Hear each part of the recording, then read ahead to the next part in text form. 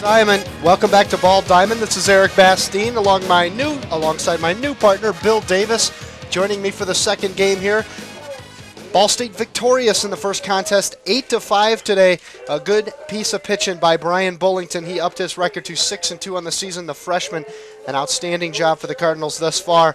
Ball State now 4-3 in the Mid-American Conference, and Central Michigan 5-2. Another victory here in the second contest tonight could pull them even with Central among the leaders of the Mid-American Western Conference. Bill Davis, you got a chance to sit down here and watch the first game. What did you think of the Cardinals in action? Well, this is exactly what I think we expected. Ball State, the way they could beat Central Michigan would be to score runs and score more runs. Just keep scoring, because these are two offensive lineups that can really beat the pitching, especially if they are on track. And it seemed like they were in Game 1. Ball State did have the advantage with the bats, and as long as they stay with it with Game 2, the pitching matchups are a little bit different this time. I think we'll see another high-scoring offensive battle, especially with the wind blowing out as it is.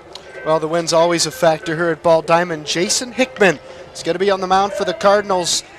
No decision so far in the young season. He's started 5 games, appeared in 8. He has a .360 ERA in 30 innings. He's struck out 28 in 30 innings, 12 earned runs, and those opponents only hit .250 against him. Jason, of course, drafted last year in the 42nd round of the Major League Draft and chose to come back to school. He's a lefty. He's got a heck of an arm. He can throw close to 90 miles an hour, but those 23 walks are the problem. Jason's got a little bit of control problems, and when he can get going, though, he had a no-hitter going into the 5th inning with 9 walks in the ball game. I mean, you don't see that very much. And on the other side, Steele for Central Michigan, Bill. Mike Steele is pretty much Mr. All-Around for the team. He's a great hitter as well as a great pitcher. .313 ERA. He is 4-0 so far with 5 games started and has pitched 3 complete games so far. He's a key at the bat as well as pitching. He had a key RBI earlier this week against Miami University, but here today he is pitching on the mound.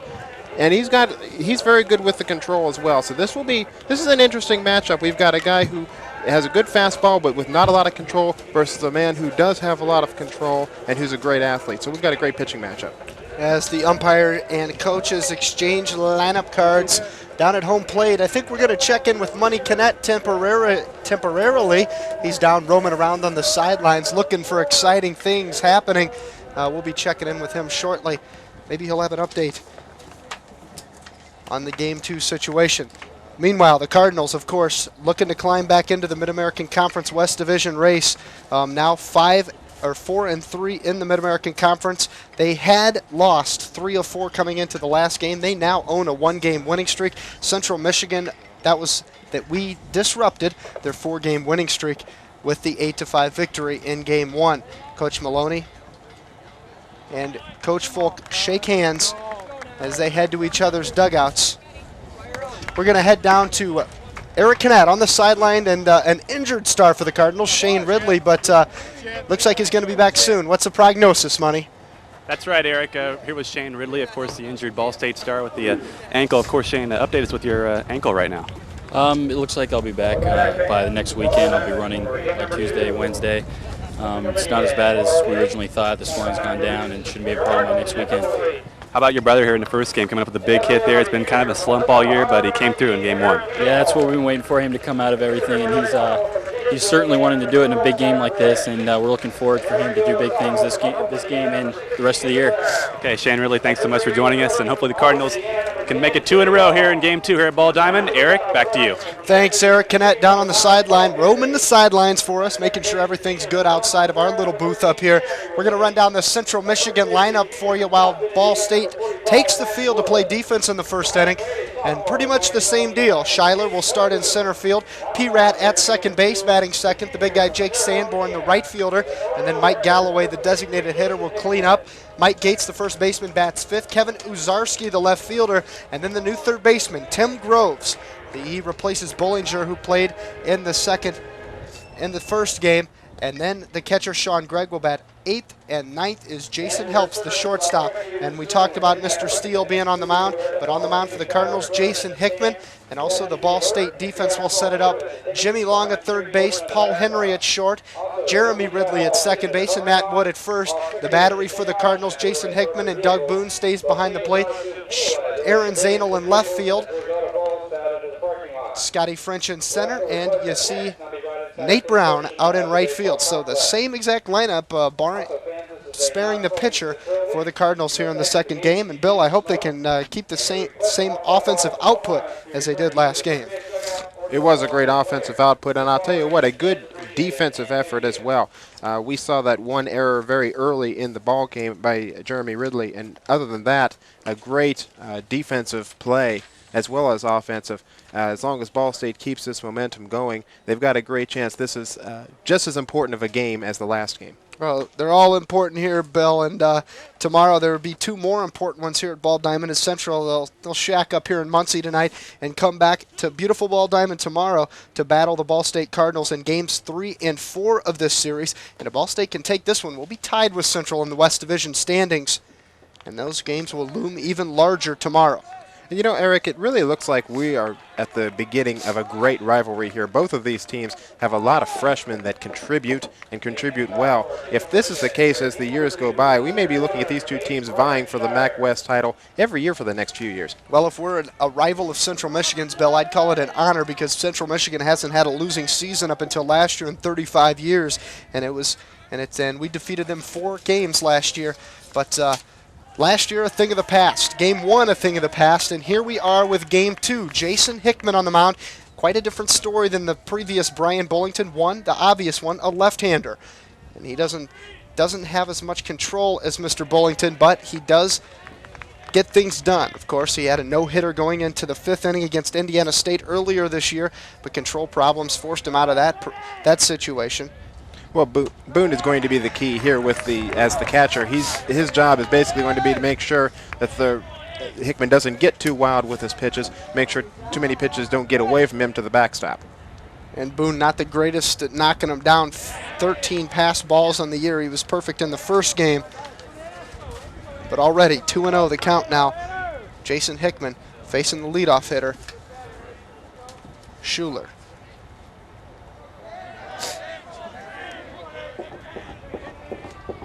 We thank everybody for coming out and watching Ball State baseball. The fans are out supporting them today. It's always a pleasure to see the fans out here. 2-2 now. Hickman battles back. Brian only 236 coming into this game. Not a great batting average for somebody who's leading off. But what he does is he gets on with plays like that. He'll nub him down the sideline. Oh, that one's foul. Like in the first game, he hit one over Brian Bullington's head, beat it out, ended up stealing home on the play. A rather controversial play as far as Coach Maloney was concerned. He was out in the umpire's face immediately after that one was tagged out. And he's a speedster, too. 9 of 9 stolen bases, including that steal of home in the first game. And Hickman gets him, sends him to the dugout, won't get him a chance to steal any bases. Strikes him out. Nice pitch by Jason Hickman. Brian's been watching those low pitches. He watched them in the last game, and he watched that pitch in this game, and that one led to a strikeout. So Schuler goes down on strikes and looking at him. And now Pirat, the second baseman, who went deep in this at-bat in the first game. He was the second batter in the first game and went deep off Brian Bullington. Kind of got under Brian's skin, and he kind of mowed everybody down from there on. Hickman gets him to ground to the second baseman, Ridley. Over to first, Wood puts him away. Routine second base play there by Ridley. And Pierrette is down. And sometimes Jeremy Ridley, of course, always a force on the offensive end, but sometimes a bit of a casualty on the defensive end. We saw him make that error in the first game, but he comes back and makes plays like he did later in the game. Up the middle, he makes a tough play and gets it over to Matt to get him out. This ball's in the dirt from Hickman. And Jason will throw fast. We'll try to keep an eye on one of these guns down here they got on Jason's fastball and see what they clock him at. Jason was drafted because of that left arm on his body. They're a hot commodity in baseball, especially professional baseball. As we mentioned, drafted in the 42nd round. Once you get down to those rounds, the 30 and the 40s, then that's what they start looking for, is the heat. But there we take a look at Jake Sanborn currently at bat. The big slugger takes a big swing and a miss that time. Sanborn's also had a couple of good plays so far this week. Drove in a key RBI in a game a few days ago against Oakland. And there's a drive deep to right center field. That's going back to the fence. Nate Brown at the wall, and it's gone. For the second time in as many games, Central Michigan goes deep off a Ball State pitcher in the first inning. And with 2 outs, and just when Jason Hickman looked to be cruising into the second, he gives up a bomb to Jake Sanborn. We previewed Jake Sanborn at the beginning of last game, said he was going to be a problem for the Cardinals pitchers, and he finally proves to be one. Absolutely, was hitting .355 coming into this ball game. Had only 4 home runs, but he's had the hot bat so far today. Slugging percentage of .500. It's a ground ball foul on the third base side. Hickman now ahead of the hitter, 0-1. And that hitter, Mike Galloway, the designated hitter, a freshman.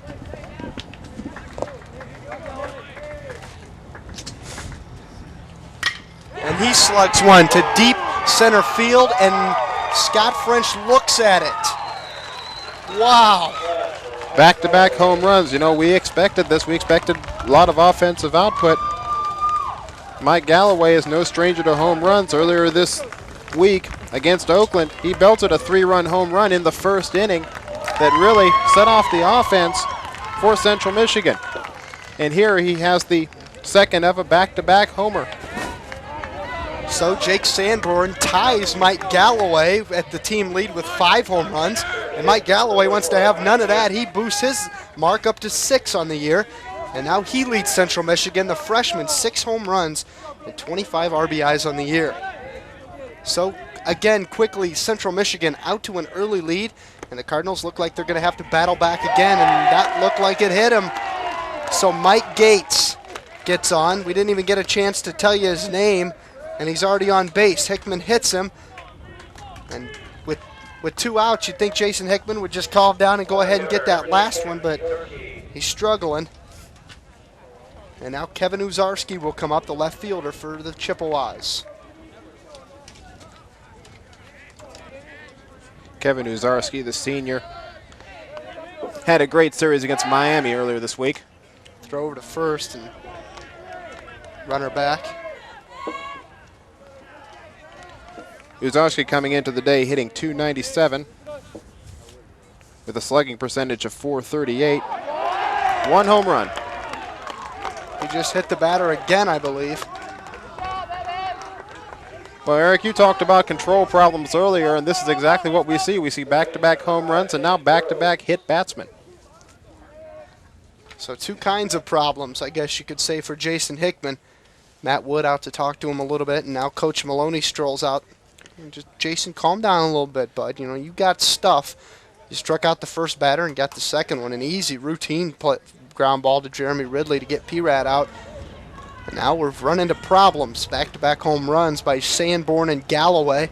They've given Central a 2-0 lead here in the first inning, and it's not over yet. Runners at first and second. And Tim Groves, his first appearance of the day. Bullinger started the first game at third base for the Chippewas, and now Groves gets his chance. A better hitter than Bullinger. Bullinger only .234, and Tim Groves actually .321 with only 3 RBIs on the year, though, and Groves with only 28 at-bats. Groves, one of the many freshmen that contribute to this ball club. And there's a strike from Hickman, so give him a little confidence back now. Up early in the count now against Groves. 0-1. Yeah, that was a good move by Maloney earlier to come in, calm the kid down. Just say, you know, let's start the game over. Good way to get a young, wild pitcher back in control. Well, the San Francisco Giants wanted to get him in control, but he elected to come back to Ball State. That left arm got him drafted in the 42nd round. We mentioned it numerous times, and they figure you can just take that arm that's such a hot commodity and work out the kinks.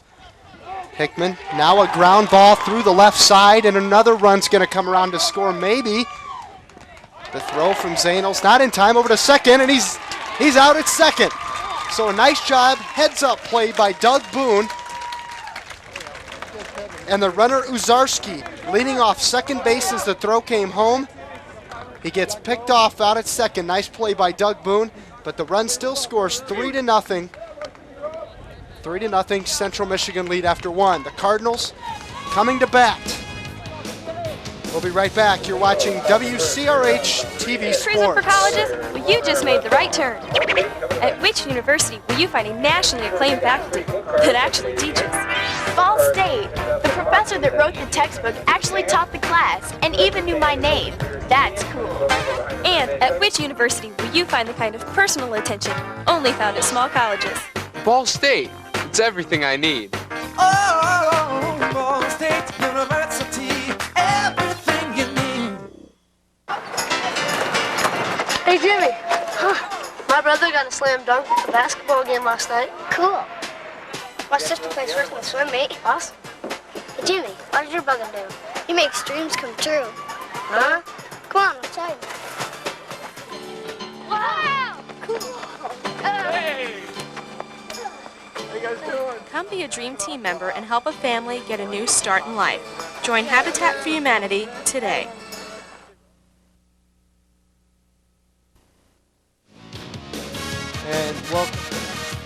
And welcome back to beautiful Ball Diamond. You see the nice view from up our way behind home plate.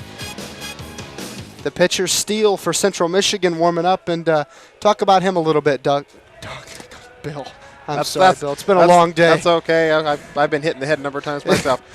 Michael Steele, of course, as I mentioned before, he's Mr. All-Around. He has 3 complete games already for the ball club. Earlier this week, had a complete game winner against Miami. Opened up the MAC with a complete game win against Ohio, and he's good with the bat as well, although we won't see it in this game. Went 2 for 2 against Oakland the other day. Last year, he was their top reliever. He led Central Michigan in saves, and this year really has taken over in the rotation and is really, you'd qualify him as one of the aces on this ball club, Eric. Fantastic job, and Central Michigan's going to look to him to calm the Ball State bats here in the second game, which came alive in the latter part of the contest earlier today. An 8-5 Cardinal win that upped their record to 4-3 in the Mid-American Conference. Scott French will lead it off for the Cardinals. French smoked a double to the right field, center field fence in the third inning of the game earlier and drove in Nate Brown all the way from first for the Cardinals' third run of the game. French batting .305 this year coming into today. Started the final 24 games of last year batting .339 in that stretch. It's fouled back. Young sophomore, as you mentioned, had an RBI double in the last game. Split a lot of time in the outfield last year, so got some PT, I guess you could call it, his freshman year, setting the stage for this year and taking over the center field role. Sophomore, he's a little guy, not very big, but man, he can hit the ball. He's already got 3 home runs, 16 RBIs on the year. Fouled that one straight back, he was on it.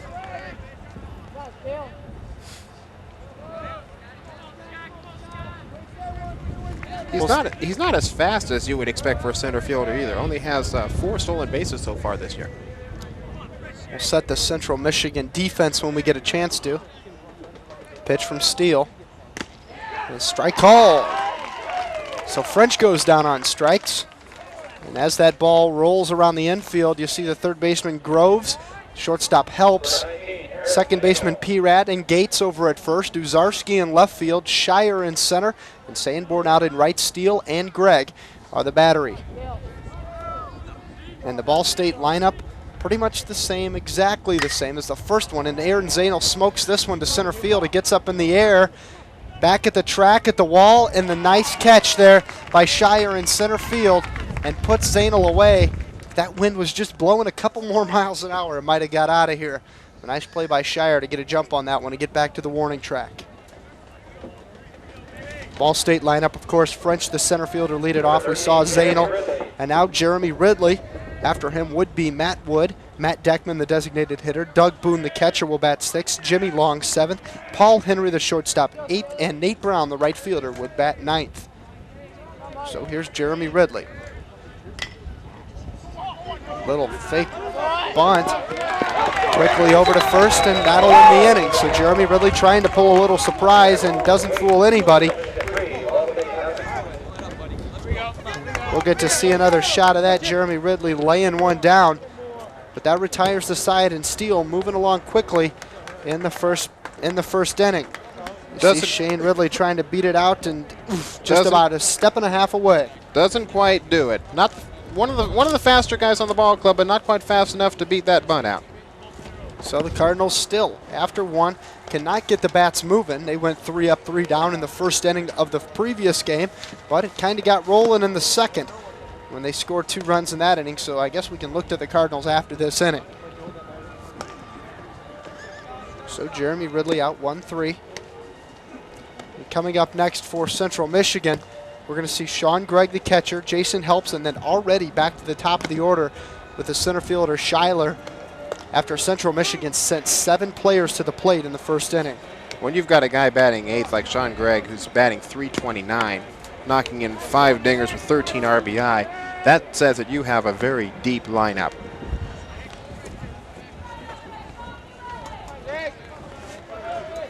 Sean Gregg now the batter for Central Michigan.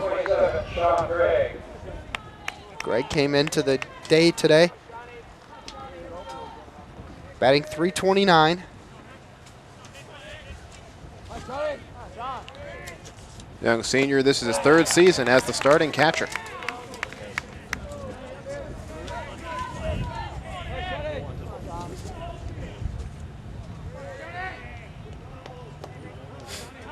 Gregg holding the bat high above his head. Like those guys that hold him way up there, kind of a unorthodox batting style. It's always curious to me how they can get the bat through the zone as quickly as they do. He's yet another young Chippewa that has a very high on-base percentage at .405. Again, we're talking about this 8th on the lineup, and he's got an on-base percentage that's that high, and the slugging percentage at .643. Those people with those high poses tend to have those high slugging percentages as well.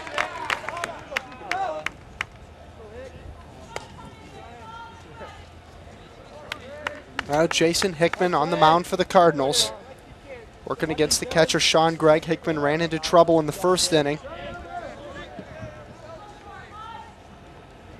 Give up back-to-back home runs, gets Gregg to ground out to Ridley at second, over to Wood at first, and that'll retire the first batter. So Hickman off to a fine start here in the second inning. Those back-to-back homers in the first by Sanborn and Galloway. There you see Jason Helps stepping in against Hickman. Jason Helps only 157 coming into the day.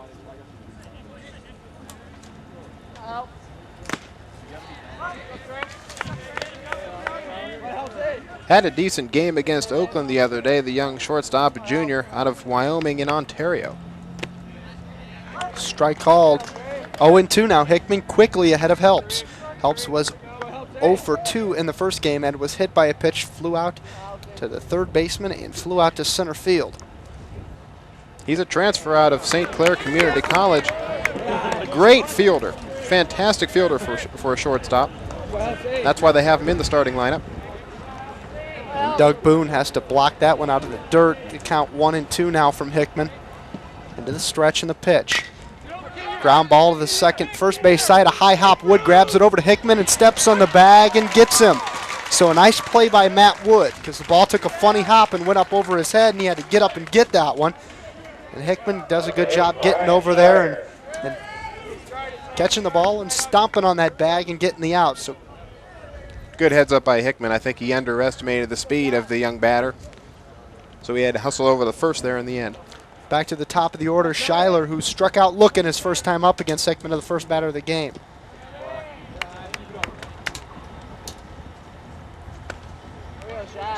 Schuyler has a little bit of a problem with strikeouts. He's leading the team so far in strikeouts so far in the season. That'd be the ideal thing right now for Jason Hickman, get that momentum back. Struggled in the latter part of the first inning last time. Doug Boone over to retrieve that one. It's a bad sign. A lot of balls are getting away from Boone. That's okay when there's no runners on base. I'll take them all they want, and I bet Dougie's not trying too hard right now when there's not anybody on base, but it has been a casualty for the Cardinals. Doug Boone, 13 pass balls. There's a ground ball quickly past the third baseman, Jimmy Long, and into left field. And Schuler's going to try for second. The throw from Zainel, and he slides in under the tag. Zainel bobbled it a little bit in left field, and Schuler took advantage. He's a quick little sucker. He got the ball. He bounced that one over Bullington's head in the first game, ended up stealing home, and now he takes advantage of that. This is really a single that he just stretched into a double. Take a look at this speed. He does bobble that ball just a little bit, just enough that Schuyler is able to get into second base safely. They're going to credit him with a double on the play. Just nice hustle by Schuyler.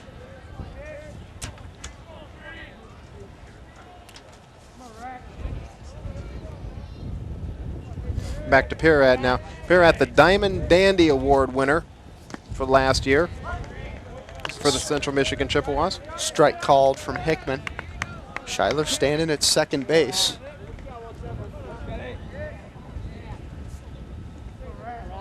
The reason he won that award last year, batted .325, led the team in homers and RBI and slugging percentage. Set the school record for RBI in a game with 10 against Grand Valley last year.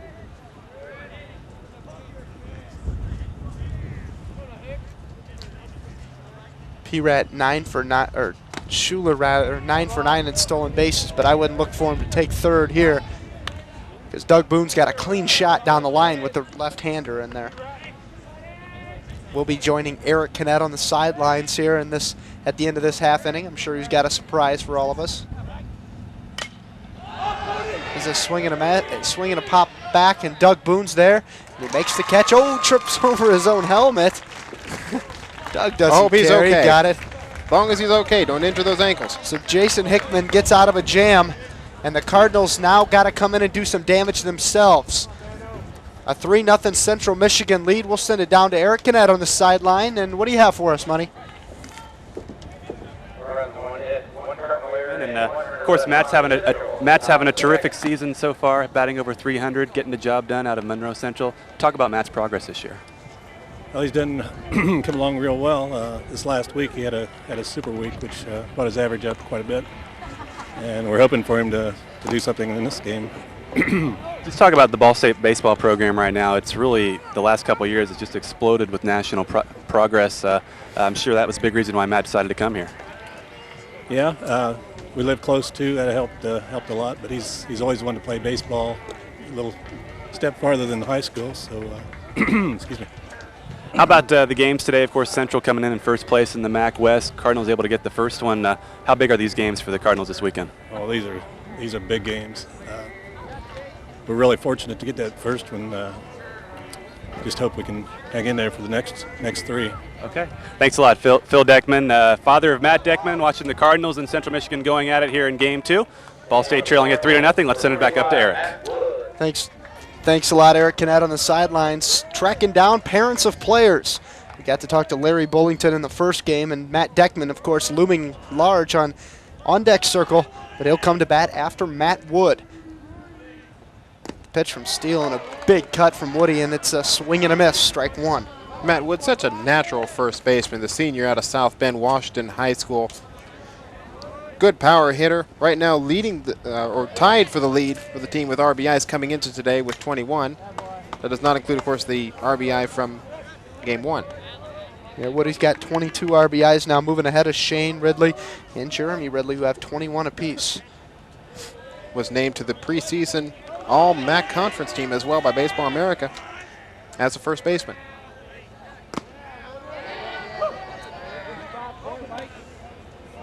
He's also 13th on Ball State's all-times list with 114 RBI coming into this season. And only 2 years under his belt. Matt, of course, a transfer from Clemson University. Went there to play his freshman year in a red shirt. Decided to come on home to Indiana and play some baseball here, and he's been a fantastic addition to this lineup. Steele. Now 3-2, a full count to Matt Wood. I don't think he wants to put the leadoff runner on here in the second, so maybe a pitch to hit for Woody. And a pitch he does hit and fouls it down the third base line. It's going to be out of play. You certainly don't want to put him on as a leadoff, especially with Matt Deckman hitting .353 right behind him. Matt Deckman, as his father just said, very hot of late, raised that average considerably, and he actually got some playing time when Matt Wood went down with the hamstring injury. He had pulled a quad, and tie, ball 4. Wood isn't exactly what you would call a threat to steal or necessarily a speedster as a base runner, but he's a good guy to have leading off because we've got a couple of guys right behind him that can hit very well. 3 of 6 on the year, but with that pulled quad, I don't think he's going to be taken off anywhere. Deckman, what a job he's been and what a job he's done here at Ball State, a walk-on. Now the starting designated hitter only as a sophomore, a redshirt sophomore, but he's doing a fantastic job and taking advantage of his opportunities. Matt Wood went out of the game with that injury, and Matt Deckman came in and hit a home run later in that game. So the sophomore from Monroe Central doing a fantastic job. There's the pitch from Steele on the outside corner and starts Deckman out 0-1. Throw over to first and Wood back in safely. Coach Maloney really is happy to have Deckman here, especially considering his academic progress. He was a class valedictorian in high school at Monroe Central, 4.0 graduate, managed a 3.904 in his freshman year here at Ball State. Bill, I had a 4.0 in high school. Oh, you did? Yeah, I did. I managed a 2.7, and I just squeaked by that. No, Matt Deckman's done a fantastic job. Wood needs to hustle. He gets there. The throw to first, a little confusion, and he's safe. So good hustle by Matt Deckman. And the Central Michigan players couldn't figure out what was going on. And Deckman squeaks by all of them and safe at first. We're going to get another shot of that coming up here. Deckman in all phases of his game has really improved. Take a look at how close that was. He didn't have his foot on the bag. The first baseman, Gates, did not have his foot on the bag when he caught the ball, and that's why Deckman is safe. So Deckman credited with a single there. Wood moves on to first base after drawing the walk. Second base rather. I'm confused.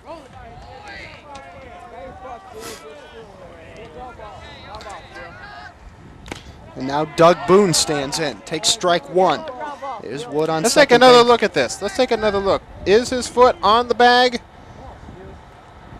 Boy, that's awful close. And usually ties go to the runner. Classic baseball says the tie goes to the runner. A snap throw over to second base, and Wood gets back in. That was a close play. Close plays, you know. Early on in game 1, I know Coach Maloney got on the home plate umpire for a questionable call at home plate. But otherwise, I believe the umpires have done a decent job in this series. Doug Boone, the big killer in the first game, actually hit a 2-run homer in the second inning. So deja vu all over again, perhaps, for the Cardinals. That's up high, ball 1. And again, Boone, not a guy that would be a threat ordinarily from the plate. That was only his 4th home run of the season. Hitting .279 coming into the game. But Doug Boone has improved every game. There's a big swing and a miss. He had a home run cut on that one, 2-2 the count now. Doug Boone improves all the time, behind the plate, at the plate. He's done a good job leading this pitching staff this year. He's getting most of the starts behind the plate for the Cardinals.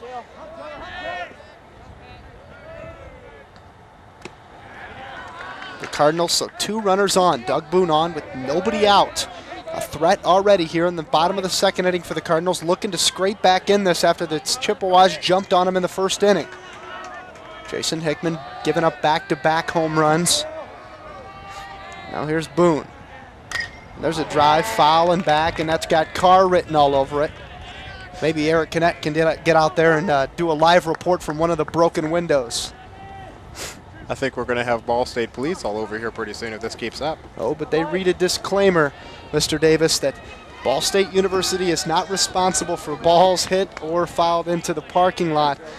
And broken windows, and Doug Boone puts a charge in one. Say goodbye. And that ball is gone. Say goodbye. The center fielder can climb the fence all he wants, but to no avail. Doug Boone, his second home run on the day, a 3-run shot in the second, and it ties the game up. As you said, Eric, he has improved in every faction of the game. And he has as the season has gone on, and we have his second home run of the day. This time it's for 3, and we've got a tie game here in the second. Nice job by Doug Boone, stepping up. Got the 2 runners on. Hit them while they're down, I say. And Steele just got rocked that time.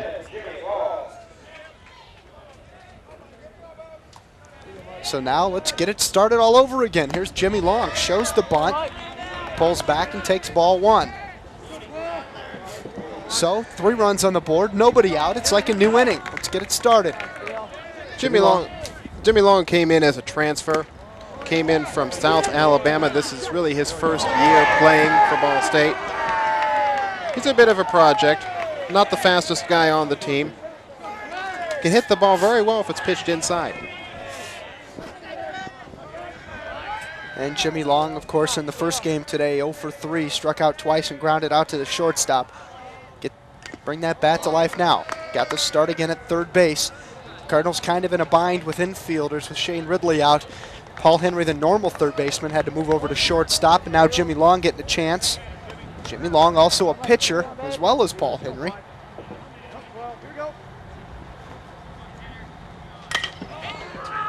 And that ball's hit deep to center field. The center fielder Schuler back, and right before the track makes the catch for out number 1.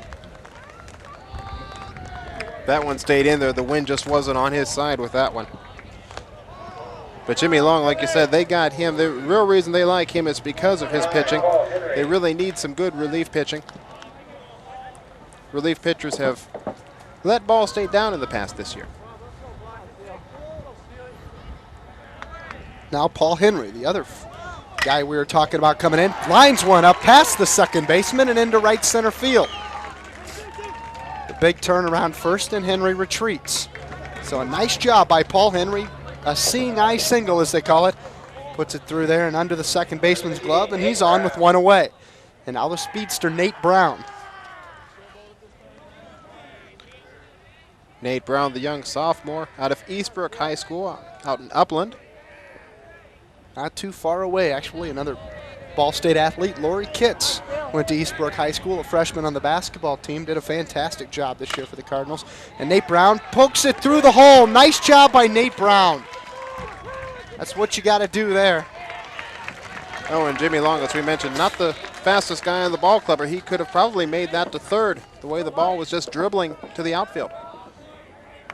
But hey, we've got 2 men on base. That's what's really important right now. So back-to-back singles by Henry and Brown. And the Cardinals all of a sudden have a threat again with only 1 away, and back to the top of the order with Scott French. So in a game, last game, French, of course, is 0-1. Struck out to open up the game in the bottom of the first.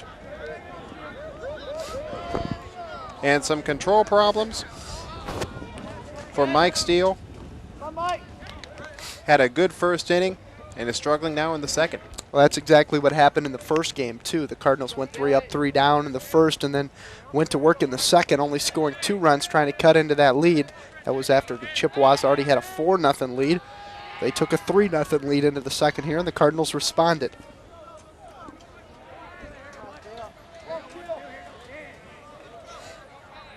Of course, the game you're watching right now on News Center, on Channel 43 rather, Burris Channel 43, will also be shown on WCRH TV at Ball State University, Channel 57 and 43 tomorrow morning, Sunday morning at 10 a.m. You know, it's fun to watch these games on TV. It's even more fun to watch them live. A couple more games here on Sunday. Yeah, you can watch it in the morning. You can watch a couple Ball State games from today if you didn't get a chance to come out and see them. And then come out and see the games tomorrow. It should be a nice day, beautiful day out here again tomorrow. And if there's not another reason to come out, as we have ball 4 and the bases are now loaded, there's not another reason to come out. Ball State takes this game. We've got a tie on top of the division with a couple of games tomorrow that will be extremely key to who's going to have control of that part of the MAC. Coach Maloney called this a critical series before it even started. And Ball State made him proud in the first game by winning 8-5. And now looking to do some damage again. Already 8 hits by both teams combined in 2 innings. And the Cardinals could really put a hurting on Steele and the Chippewas here with one swing of the bat. Aaron Zainel now with the bases loaded. And well, you're wondering if Zainel is a threat to knock in a grand slam. He does have 4 homers on the year. Always a threat to hit the long ball. He takes that curveball over for a strike. Aaron's a fastball hitter. He wants to get those out over the plate and stroke them. I don't think you'll see too many fastballs unless the count gets full. They're going to try to break him over on Shane. There's one low and away, and the foul tip, strike 2. Shane Ridley. Or check that, I keep saying Shane. Jeremy Ridley on deck for the Cardinals. Hoping to get a chance here, a chance like this, like Aaron Zainel has with the bases loaded. Cardinals tied at 3. Steele needs to keep those pitches low if he doesn't want it knocked out of the park. And a big swing and a miss for Aaron Zainel. And now the 9th batter of the inning, Jeremy Ridley, comes to the plate and needs to take advantage of this opportunity.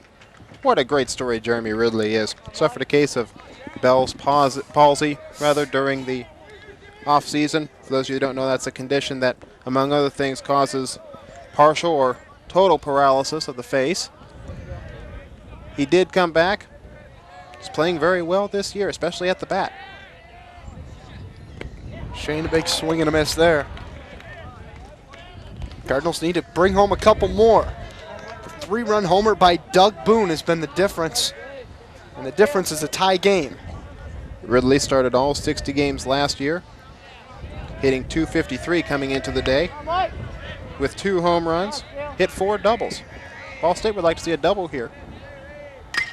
And there's one down the line in left field. The left fielder trots over, and what a catch. Oh. He saved maybe 2-3 runs with that play. A great catch by the left fielder. Uzarski. And it gets Central Michigan out of a jam. Uzarski, a great play out there. And Jeremy Ridley strides back to the dugout. An unhappy man. There's Nate Brown. He was one of the guys stranded out there on third base looking to come home. But the Cardinals tied at 3 with 4 hits. We're going to take a break. You're watching Ball State University Baseball on WCRH TV Sports. Michael Jordan, UNCF, take 1. We're here to tell you about the College Fund. It was set up to help deserving kids get a chance to be what they want to be. Are there any future doctors in the house? Yeah! Any scientists? Yeah! What about teachers? Yeah! All right, now who's going to play professional basketball? Come on. It's a good job. Please join me and support the College Fund. If mine is a terrible thing to waste. Yeah!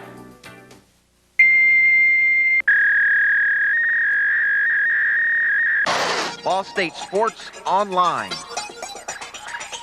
Schedule, result, headline, features, statistic, game note, team pages, video and audio clip, biography, email, Ball State link, daily updates. Your only online source for all the latest in Ball State sports. www.bsu.edu/sports.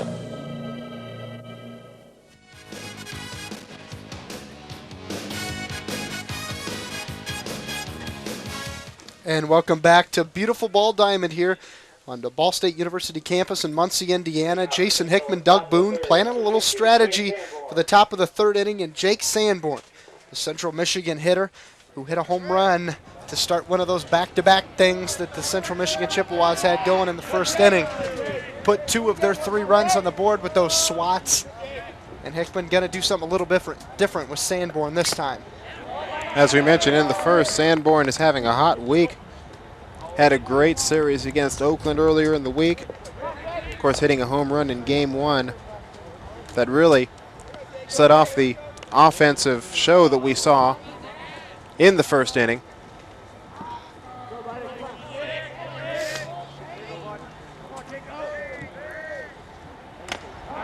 And a foul back by Sanborn.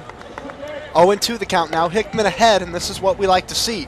Brian Bullington got ahead against players early and often, and especially late when he retired his 15 in a row in the game. And he was always ahead. Now Hickman, that's a good thing.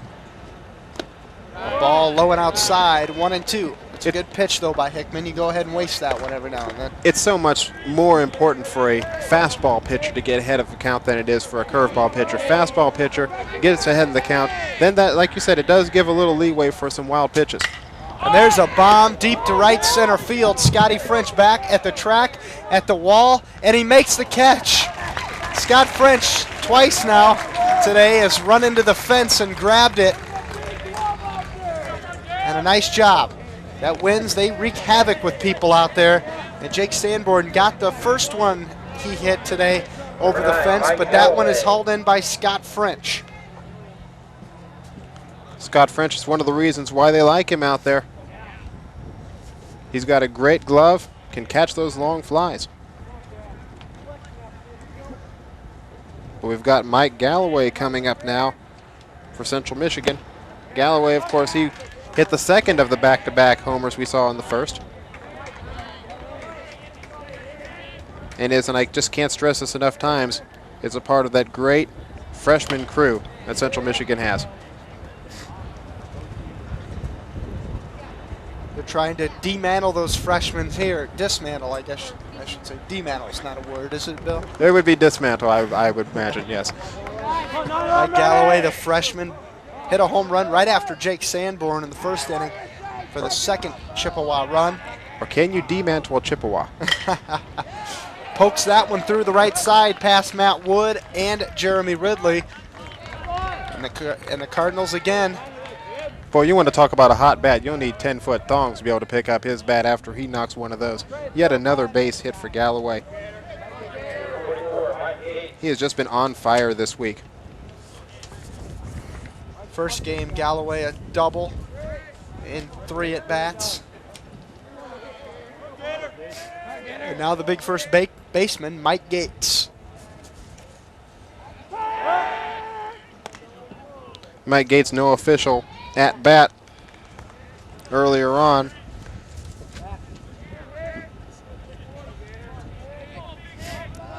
Mentioned this earlier, he had a key RBI against Miami earlier in the week. Actually, Mike Gates was 0 for 3 in the first game today, so Bullington didn't give up anything to him. Hickman hit him in the first inning, and Gates is the one that came around to score on Groves' single. And that one way inside. Well, despite his high average of 367, they don't expect an awful lot of base hits from Gates. They do expect a lot of home runs, even though he hasn't belted too many so far this year. They expect that power to develop over the course of the next 2 seasons. And don't expect Jake Sanborn or check that Mike Galloway to go anywhere. Jason Hickman, being that lefty, he can stand right there and look at that runner on first base and know that he's not going far. Only 2 stolen bases on Hickman in 30-plus innings. Galloway not really a threat to steal anyway. He has only 2 stolen bases on the year.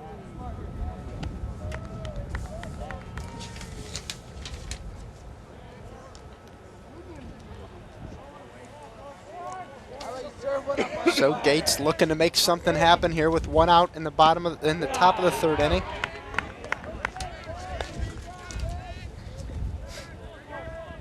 Beautiful day here at beautiful Ball Diamond. Beautiful, beautiful, beautiful. I just can't stop saying it today. Love being out at the ballpark. Just perfect baseball weather. It really is. I know looking at the forecast last night, they were talking about a nice day, and even more beautiful than I could have imagined. It could not be better weather for a baseball game. I remember last year, we don't get many opportunities to do these things out here. All us students coming out here and working hard. Everybody works hard. And we got rained out last year for a game, and it was rather disappointing, so this is always a good thing.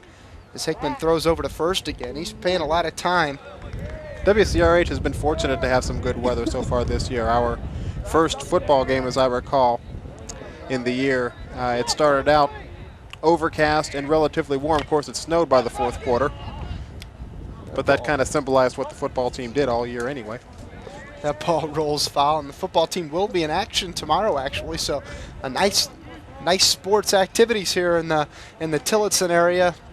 Beautiful Ball Diamond hosting 2 games tomorrow, and as well the annual spring game out there. The Ball State football team looking to bounce back from the past 2 years, bringing some players in. Spring game. They'll also have the groundbreaking ceremony for the new extension on the football stadium. And they will bounce back, too. They have a great squad coming in next year. It's going to be a very young team that they'll be fielding. Again, we can't guarantee too many wins, but we can guarantee that the team is going to be better organized and is going to be in a lot more games. There goes the runner. The hit and run is on, bounced into center field. Scott French comes in and makes the play. He'll fire over to first. The runner's got to hurry back, and not in time. Nice try by French. Just wasn't quite on target with the throw, but you really can't blame him. That was a long throw. 2 outs now, and we got a guest coming up in the middle inning here that is pretty close to this Ball State baseball team. We'll keep it a secret when Eric Money Canet joins us in the middle of the inning.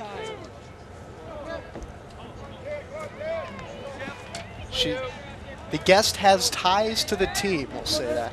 Very close ties. But right now the challenge is Kevin Uzarski, the left fielder.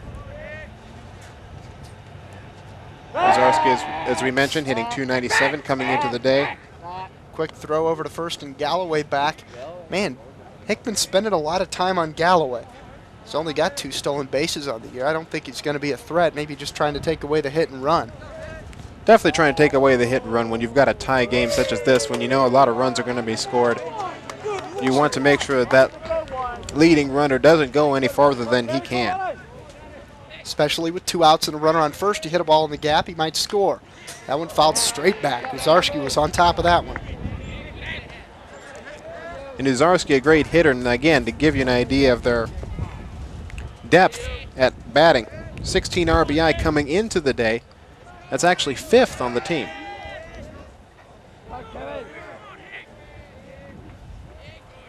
Seeing some action in left as well as DH this year. 1-1 the count now. Hickman looking to get out of this jam.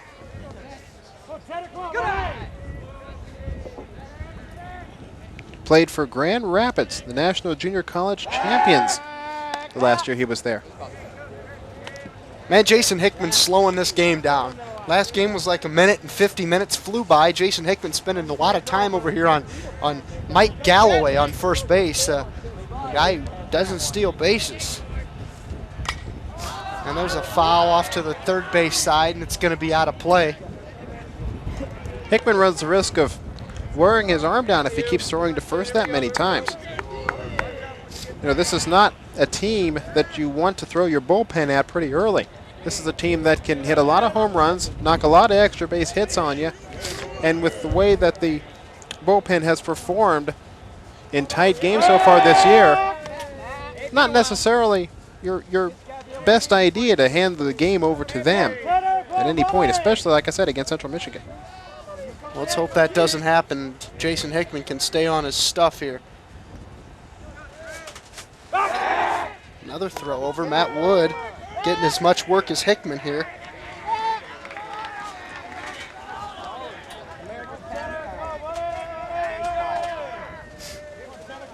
And I'm doing as much work cleaning up my pop. I always spill stuff here in the press box. Snap throw down to first, and he's just back. Pop provided to us by the good people here in the booth. Yeah, thank you to Ball State Athletics, taking care of the media. And also, Grick's Pizzeria.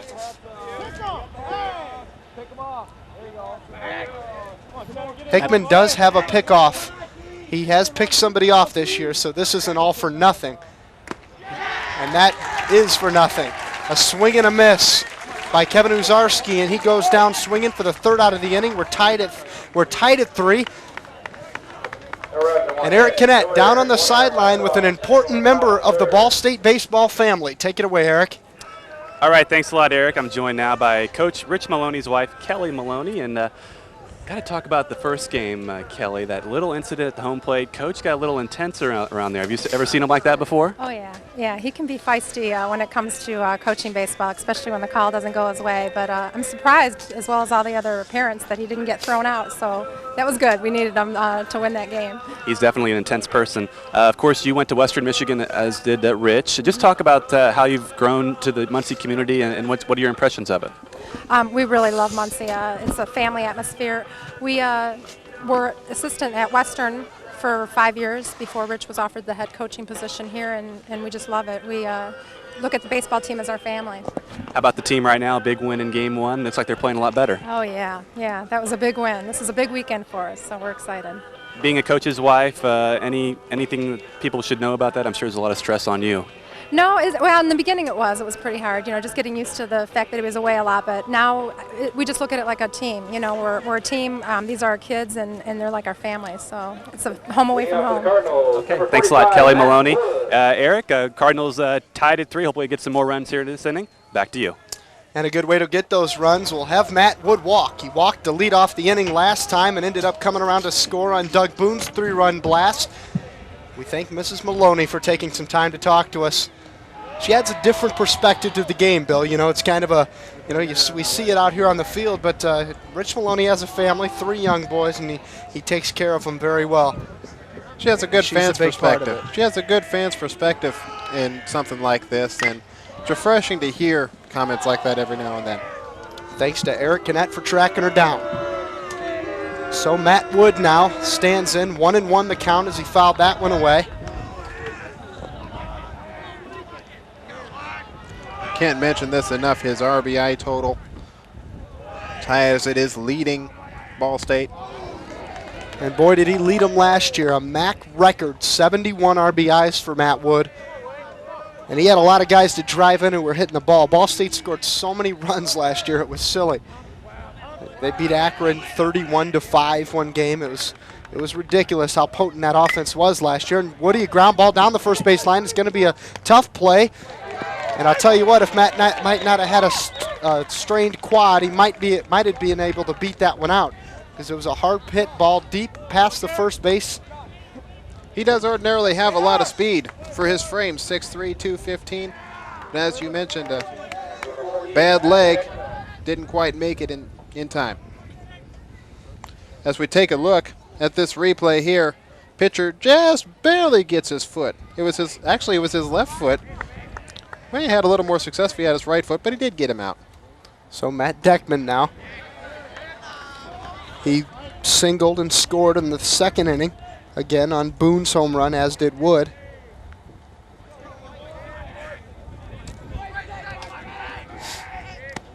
Here's a pitch inside, and Deckman takes it. Ball 2. Matt Deckman, not only a great baseball player, but in high school was a pretty fair wrestler. Earned 4 letters in wrestling. Also earned 1 in cross country. We've got athletes from all sorts of backgrounds here at Beautiful Ball Diamond today. And fans of all sorts here, and great looking fans here at the ball game.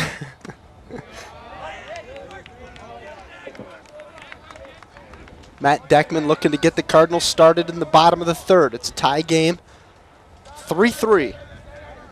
Cardinals, all their runs coming on a Doug Boone home run in the second inning, and he's standing in the on-deck circle right now. 1 down in the inning. And Deckman fouls it straight back over our heads.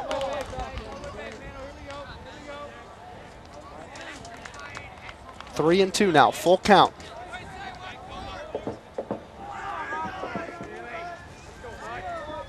Deckman looking for something to hit now.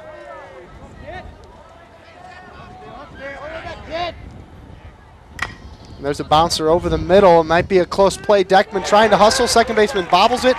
Doesn't make a play. So Deckman safe at first base.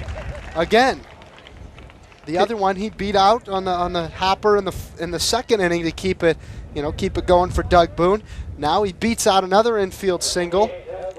I'll check that they're going to give him an error on that one. That was a slow bouncer, and Pierrette tried to be a little cute there, tried to barehand it. Obviously thinking that he had less time than he really had to throw the runner out. And Boone pops it up to the right fielder. He's coming in, second baseman busting out. And Sanborn makes the play. Deckman retreats to first, so Boone not able to get a hold of one this time. He flies out to the right fielder, Sanborn.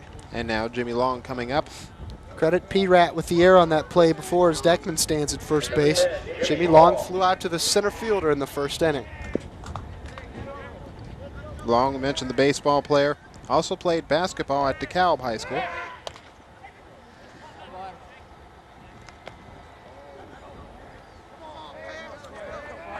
Great career in high school, batting .490, 11 home runs, 22 stolen bases. First full year here at Ball State. Ball one. Jimmy Long looking to advance Deckman. He stands on first base with 2 outs here in the bottom of the third inning. The ball gets away, not far enough for Deckman to advance.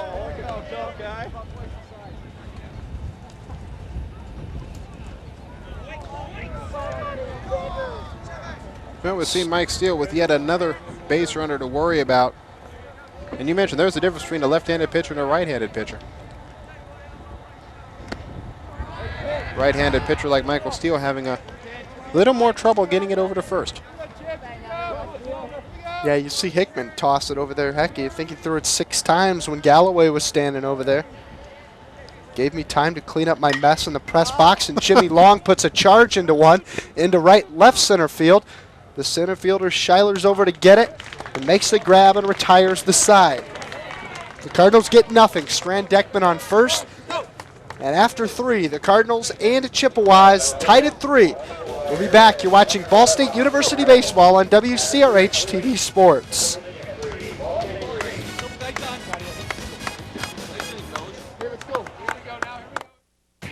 In East Central Indiana, there is only one place to turn for local news. About 2 million Serbian residents. Ball State has gained national News attention. Center 43. America's and roll 7. We're okay on time now, guys. Clouds begin to form. Muncie's only live TV newscast. Reporting live. Only live. On Saturday as we go to the An highlight. official CNN Student Bureau. CNN Student Bureau. News Center 43, Monday through Thursday at 5:30 and 9:30 on Burrs Channel 43. This is a college alert. Should you be alert, do we have a college for you? At which university will you find the most comprehensive honors college? Ball State. Powerful resources of a major university, personal attention of a small college. Everything I need. And where can you study pre-med, pre-vet, pre-det, pre-optometry, and pre-pharmacy? Ball State. I know what I want to be, and I'm on course to do it. Oh, Ball State University, everything you need. And welcome back to Ball Diamond in Muncie, Indiana. Ball State University Baseball is on the air. They're tied 3-3 right now after 3 innings of play. Jason Hickman still on the mound for the Cardinals. Got in a little trouble in the first, but he settled down, much like Brian Bullington did in the first inning. We'd like to thank Greek's Pizza. They're more than just pizza. Greek Pizza has great pasta sandwiches and free delivery. They have specials on Tuesdays. A medium pizza for only $4.75. Greek's Pizza at 1600 University Avenue in the Village. Give them a call, 284-4900, to taste the difference. And they made a difference this morning for us before we all came out here and started doing these baseball games on TV. We weren't hungry, thanks to Greek's Pizza.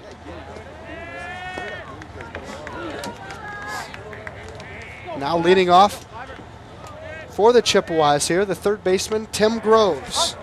He singled to left field in the first inning in his first at-bat today. Bullinger got the start in the first game. So Groves taking advantage of his opportunities. Tim Groves with only 7 starts coming into the day.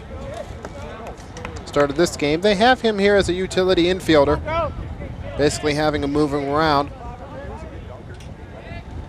As a pitch from Hickman caught the outside corner. Nice job. 1-2 now. Has been battling all year for the starting job at third.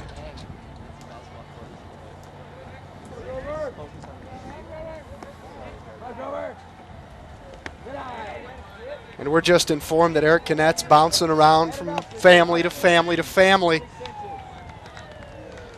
We got another mother of a player coming up in between innings. You can't miss that one.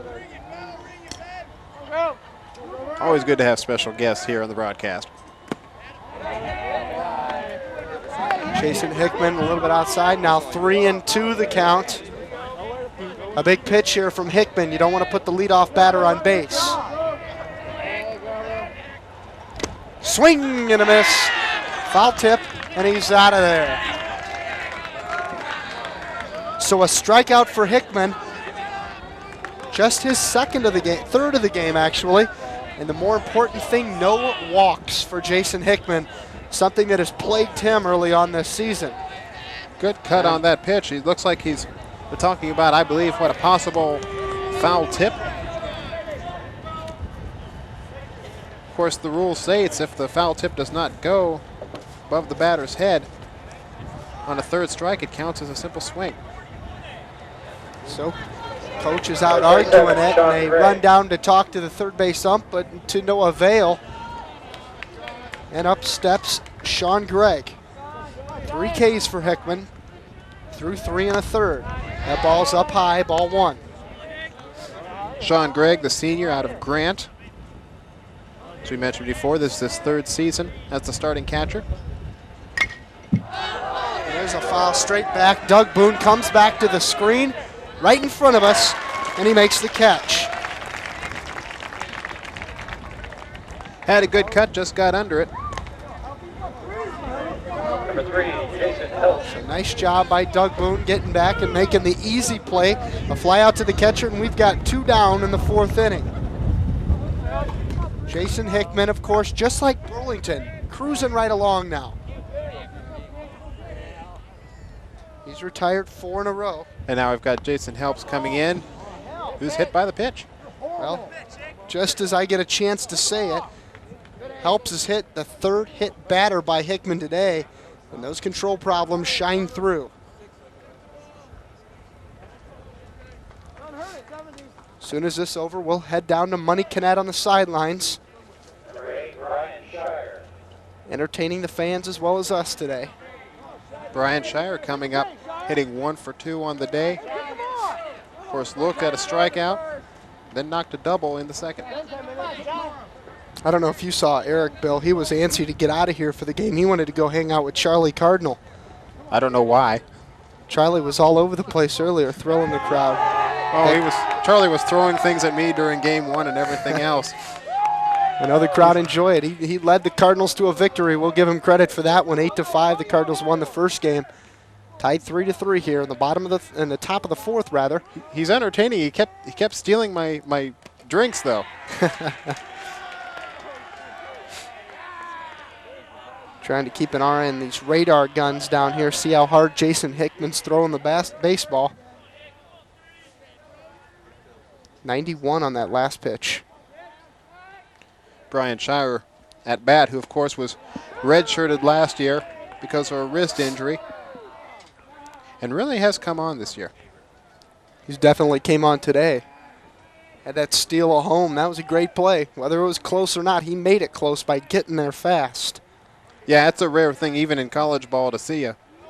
Stolen goes, stolen base, maybe a strike him out, throw him out. Doug Boone is there, and the batter's out. Nice job, a double play. He tried to avoid that tag by switching arms, and it just didn't work. Okay, there was only 1 out yet, so it wasn't a double play, I'll call it. I got ahead of myself. Nonetheless, Eric Canet on the sidelines. We'll head down to him. What do you got for us, Eric? Okay, Eric, thanks a lot. We're joined now by Pat French, mother of center fielder Scott French for the Ball State Cardinals. And Scott had a big hit in game 1, also made a nice catch. Talk about Scott's play. Actually, I was away when he hit his double, but I heard about it, and I'm really proud of him. I was here, and he made a great catch out in center field. You were away. Why were you away? I was in the van. I hope Scott finds this out. Oh, he probably won't say a word about it. He won't care. Well, you're taking him out for dinner tonight, right? Yes, I am. I'm going to spend the night tonight. We don't get to do that very often because my husband works weekends. We're going to spend the night tonight, and so we'll get to see both games tomorrow. Just talk about being the mother of a Ball State baseball player. How do you try to console him after these tough losses? They've had some tough ones lately. Just what's your role in his development? Actually, I'm very proud of Scott. I really enjoy Ball State baseball. We follow him as often as we can. And really, after a game, he's real good about just dropping that game and going to the next one. So I think that's just a positive way to look at it. Okay. Pat French, thank you so much. Mother of Scott French. Having a great day here. And let's send it back up to Eric Bastine and Bill Davis. Thanks a lot, Eric Canat on the sidelines, roaming the stands.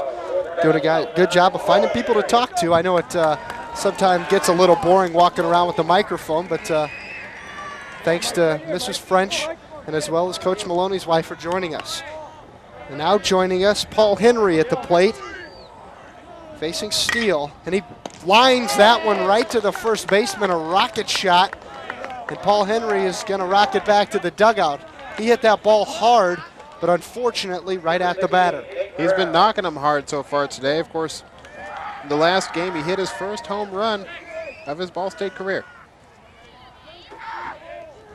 Doug Boone hit the critical home run in this game, a 3-run blast that put the Cardinals back in this one after going down 3-0 in the first, and Nate Brown, he's going to do that down the first base line, and he's safe! Nice job by Nate Brown. Great hustle, and here comes the coaches, looks like a couple of them. Well, we got a couple of coaches coming out the dugout to argue this one. This was another close play. I'm anxious to get a look at the replay if we've got it, because this was another close play at first that, well, from the naked eye could have gone either way. Central Michigan coach out there arguing it.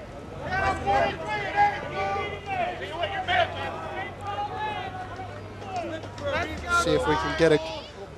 No, we've got to look at the replay now. Take a look. Oh, a little close. It looks like he might have it. He might be in. Here's another angle. Here's a good angle.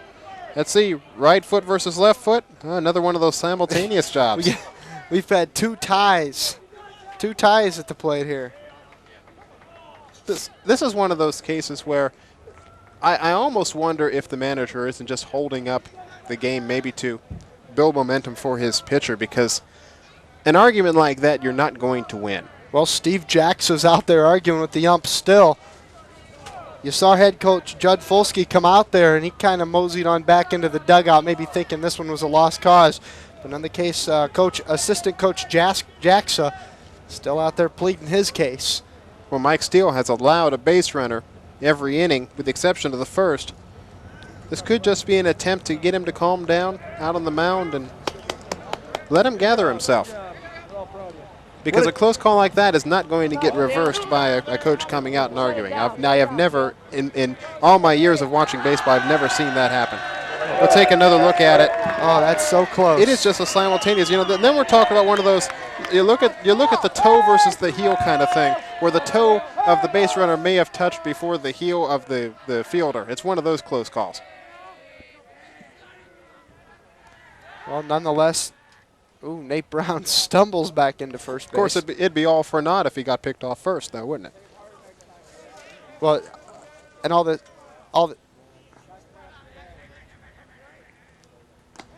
amid all the controversy here, a great job by Nate Brown. I mean, he laid the bunt down right where it needed to be, in between the pitcher and the first baseman, and he just beat the guys to the bag. We said before, the conventional ruling is tie goes to the runner, and in that case, it was another tie. Nate Brown quickly back into first base. What's fun about that rule is it's not written anywhere. There's no baseball rule book that has that rule, but the umpires do tend to go along with it. You will never, ever, no matter how many times you talk to an umpire, you'll never hear an umpire admit that that's one of their rules. And a smoked into right field, a base hit. Nate Brown holds up at second as the throw comes in quickly. And Scott French, his mother, a little bit of an inspiration. He must have heard her say she's taking him out to dinner tonight, and he smokes one into right field. Probably trying to show her, hey, you missed my last hit. Watch this one. So Scott rewards Mom, and now Aaron Zainel, who flew out to center field in the first inning and struck out in the second, gets a chance here in the fourth. Just waiting for Zainel to break out, coming into the day batting .317.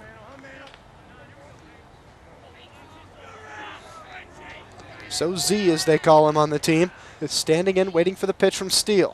Chance to put the hurting on the Chippewas here, 1 out. This is his 21st start on the season for the young junior. Out of Hudson, Ohio, went to Hudson High School.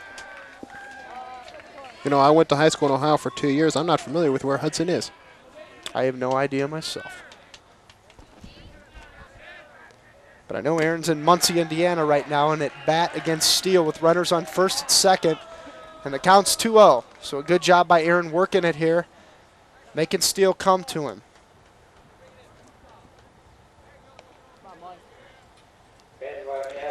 Little conference on the mound. We've got ourselves another conference. Once again, Steele trying to gather the team. A little bit of strategy now. Got a couple of base runners with only 1 out. You don't want this game to get away from you, especially when you've got a 1-game lead in the division. And this game and the next couple of games, so vitally important for the season for both teams. And me and Eric talked about the third and fourth pitchers for both teams taking the mound tomorrow, and that's going to be especially critical because oftentimes the wind kind of picks up on Sunday for some reason here at Ball Diamond, and the scores may inflate. You got to make sure your pitchers are on in order to prevent that from happening. Ball State definitely looking for a lot of extra base hits in this game, especially when you've got Jason Hickman as your pitcher, as we mentioned before. A little bit wild. Don't know what to expect from him. Only 1 out so far here in the fourth inning. The Cardinals with runners at first and second base. Paul Henry lined out to the first baseman. A single by Nate Brown that beat the play. A bunt single. And then Scott French drove one into right field, and that sets the stage for Aaron Zainel. There's a strike called. 2-1 now. 2-2 make that. Last year, Zainel had a career game against Eastern Michigan. That was on May the 8th. Clobbered a home run. Hit a couple of doubles in a 12-5 victory over the Eagles. Aaron Zainel looking to do some damage. Just waving that stick and swings and pops to the second baseman. Look out. Couldn't make the play, so it's okay. He did get him. Look, here comes Rich Maloney. Did he call the runner out at second base? They're calling him out. They're calling him that he tagged him. They cannot call Scott French out. He was safe. He did not get tagged at second base. Oh, goodness. There is an outside chance we're talking about him running out of the baseline. But it looks to me like the call was that he was touched. So it's going to be a double play. The inning's over, and the Cardinals strand a runner. So with first and second, with 1 out, the Cardinals can't come through. Tied 3-3 on WCRH TV. Well, okay, we're going to keep it here. We're going to watch Coach Maloney a little bit animated out there. We wonder if Scott French ran out of the base path or whether he was tagged. That's the argument. We know he wasn't tagged. I can tell he wasn't tagged. I had an eye on that. We'll be back. WCRH TV Sports. Explore the world of trains. Become a doctor, a teacher, a truck driver, deliver the mail, and prepare a meal. Come face to face with a baby Apatosaurus and dig for fossils. Ride a tractor and visit animals living in the barn. Explore a cave, climb into a bird's nest, crawl through the human anthill, and learn how to create your own cartoons with the world's fattest orange cat, Garfield. So come to your senses. Get to the Muncie Children's Museum, where kids can be kids.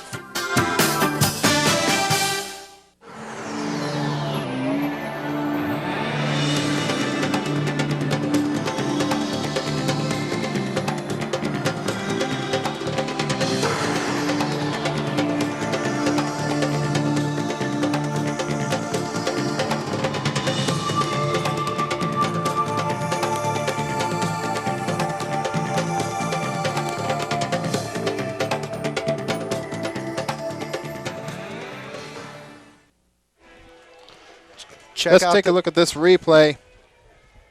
Did he end up tagging him? We don't see it.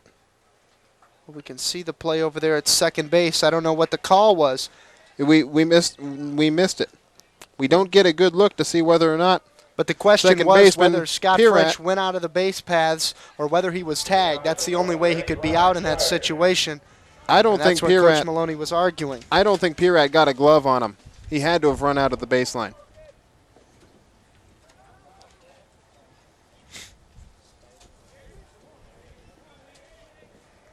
We'll try to get a better look at that as soon as we can.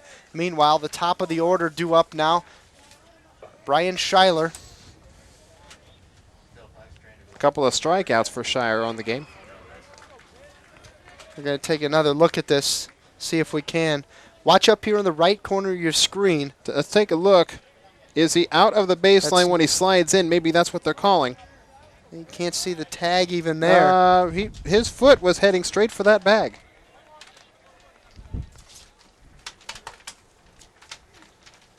Can't call interference when the shortstop doesn't have the ball. And when you don't call interference, you're not likely to call when a base runner goes out of the baseline. So Brian Schuyler leads off due to the fact that Jason Helps was thrown out trying to steal to end the fourth inning. Here we are in the top of the fifth, still tied at 3. Doug Boone's home run, the only runs that the Cardinals have produced here in the second one. They didn't get it going until a little bit later earlier on, so maybe that'll be the case here again.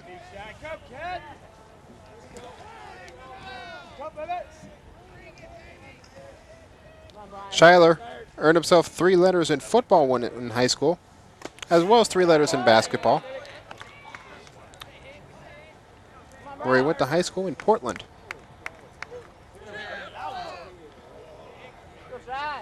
See Eric Knapp running down there by the bullpen. He's going to set up another interview for the next half inning, but right now the Cardinals need to worry about Brian Schuyler.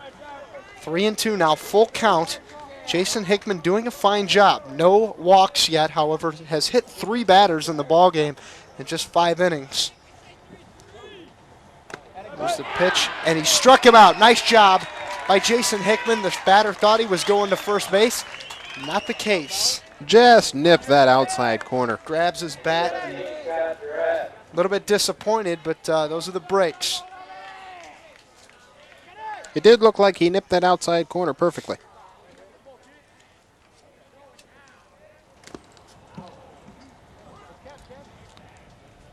So we take another look at Scott Pirat, who's 0 for 2. Of course, fouled out. Ground out to the second baseman early in the first inning.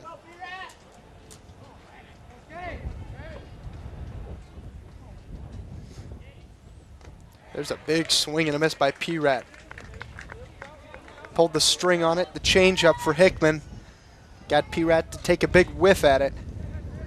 Now it's 1-1. Look at that curveball coming in there. Pirat, one of the RBI factories for this team, coming into today with 20. Tied for second on the team behind only Mike Galloway. Jake Sanborn standing on deck, and what a big swing and a miss for Pirat, and Hickman just throwing it in there, and Pirat's swinging at it right now. 2-2 now. They count 1 away already in the top of the 5th. That was just an inside pitch that just didn't curve over the plate like he expected it. There's a ground ball to the second baseman, Jeremy Ridley, over to first. Has to hurry, but no chance for Pirat as he's retired 4-3 in the second out of the inning. Now Jake Sanborn. Jake Sanborn homered in the front end of that back-to-back deal with Mike Galloway in the first inning to provide the first run of the day for the Chippewas. And then he flew out to deep center field in the third, a play Scott French made at the wall. Sanborn, one of 2 players that's played every game for Central Michigan so far this year, along with Pirat. So only one of the last 7 batters has reached on Hickman, and that was on a hit by pitch last inning, was Jason Helps. And there's a ground ball to the third baseman. Jimmy Long has to hurry over to Wood, and he gets him. See, Jimmy Long's got that pitcher's arm, and he can just take a couple steps and go ahead and fire it on over there. So the Cardinals now coming to bat 3-3 in the bottom of the 5th inning. Just a couple of innings to go. I know Eric Kinnett's standing by, too, down on the sidelines, and he's moving up the ladder with the ranking officials. Money, go ahead, take it away. All right, thanks, Eric. I'm joined now by Ball State Athletic Director Andrea Seeger. And Andrea, nice crowd out here today. Beautiful day. A good day for baseball. Absolutely. It's a wonderful day, and we not only have baseball going on, but men's tennis and golf invitational as well today and tomorrow. Just talk about the year in Ball State sports. Basketball team makes it to the NCAA tournament. We saw a lot of improvement in the women's program this year. Just talk about the general year in athletics here at Ball State. Well, I think overall, once again, we've had a good year. Right, we did have a couple of championships, volleyball and men's basketball and field hockey, and we're having good seasons in a number of other sports. So I think overall, we're always going to have ups and downs. I think it's difficult to be at the top of the league in every single sport every year. But I really have been very pleased athletically, as well as all the other things we're doing with our program, both academically and with our community service program. The football stadium right now, where does that stand in terms of the of adding on and that sort of thing? Well, actually, tomorrow is going to be our groundbreaking for the building in the south end zone. We're very excited about it. It's a long time coming. We think that will help our football program tremendously, and it's just the second phase, really, of the football stadium renovation. Okay. Andrea Seeger, thanks so much for joining us. Eric Bastine and Bill Davis, back to you. Thanks a lot, Eric Kinnett on the sidelines, getting the info. Of course, that spring game tomorrow, the Cardinal versus the White over at the football stadium. You're going to have a choice. You can maybe come here, see a baseball game at 1. Go over there. I know the game starts shortly thereafter. See the score 3-3. Cardinals 6 hits, Chippewas 5 hits. It's been a classic battle here. Jeremy Ridley, a little number to the left side, and nobody's going to get it through the infield. Nobody could rush over to get that one. It kind of slowed down. Somebody thought it was going to come faster, and that wasn't the case. And Jeremy Ridley leading off the bottom of the 5th with a single. Looks like Ridley probably caught that on the under part of the ball, put a bit of a backspin on it, prevented it from rolling very fast, and was able to get to first. It's like he's shooting pool or bowling. Well, I try my hand on both of them, and I'm not all that good at either one. Maybe that's because I don't put too much of a spin on it. Throw over to first by Steele. Ridley back. We're, of course, in the second game of a doubleheader here. Cardinals and Chippewas tied at 3. The Cardinals victorious in the first game, 8-5, overcame a 4-0 deficit. Brian Bullington, after getting roughed up in the second inning after gave up a home run to P-Rat in the first, and then 2-3 more in the second after a Jeremy Ridley error busted it open for the Chippewas. Retired 15 straight Chippewas, and the Cardinals just kept on scoring runs in between, chalking up 8, including home runs from Doug Boone and Paul Henry. And we've got Matt Wood at the plate now, who ground to first back in the 3rd, and before that walked. 0 for 1 on the game. I think Matt Wood's due. I haven't seen him hit a ball hard all day. He's due to crush one. It always happens sooner or later. It seems like every doubleheader Matt gets a hold of one. Oh, he's definitely doing one. When he takes the plate, he's not as big, but I compare him to the way he stands to a John Kruk and to his power as well, even though he doesn't have quite the size of Kruk. But he can certainly knock it out of the park. Not the belly of Kruk. No, that's certainly for sure, too. But he does have the power. He can certainly knock the ball out. We'll pass word on to Matt that we think he looks like John Kruk. Well, I need a little more of a workout before you can tell him that. I'm not ready for that. A big swing and a miss by Matt Wood, and he goes down swinging the first out of the inning. Jeremy Ridley still at first base with that single to lead off the inning. And now Matt Deckman. He singled and scored in the second and reached on an error in the 3rd. Reached on an error that, and both of his plays were bang-bang plays. Well, the first one was. The second one could have been, but the second baseman, P-Rat, tried to get a little fancy. And there's the ball, and Jeremy Ridley, nice job, and that's going to disrupt the play. The hit and run was on.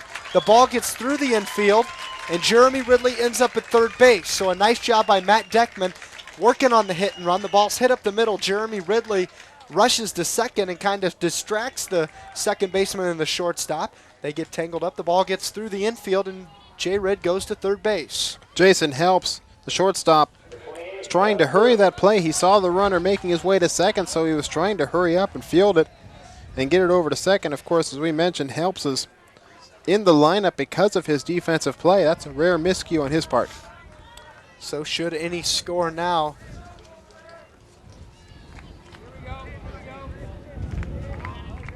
Should anyone score here, these would be unearned. That's actually his E6 by Deckman. That's actually Helps' 9th error of the season. And he fakes over to third, was going to go to first, but Deckman was back. Helps his error there, puts Deckman on base and Ridley on third with just one out and a chance to score here for the Cardinals with Doug Boone. Yes, Ridley would be earned should he score, but Deckman, of course, since he got on the air, would not. That would be only if there were 2 out. And I can't assume a double play. That's what they tell us anyway. Let's hope we don't see a double play. Doug Boone, another one of the young Lions for Ball State, the young sophomore. Stepping in this year for John Kessick. He fouls that one off the ground, then off his thigh. Hope Doug's all right. Jonathan Kessick, of course, doing wondrous things. Boone's been a little accident prone in this game. He fouled a ball off his thigh. Earlier, he tripped over his helmet. Boone only hit into 1 double play this year so far, so let's hope that doesn't happen now. Of course, all these players trying to compensate for all-world Larry Bigby last year. And all Doug Boone wants to do now is hit this ball way in the air and deep into the outfield. And Jeremy Ridley should score easily from third.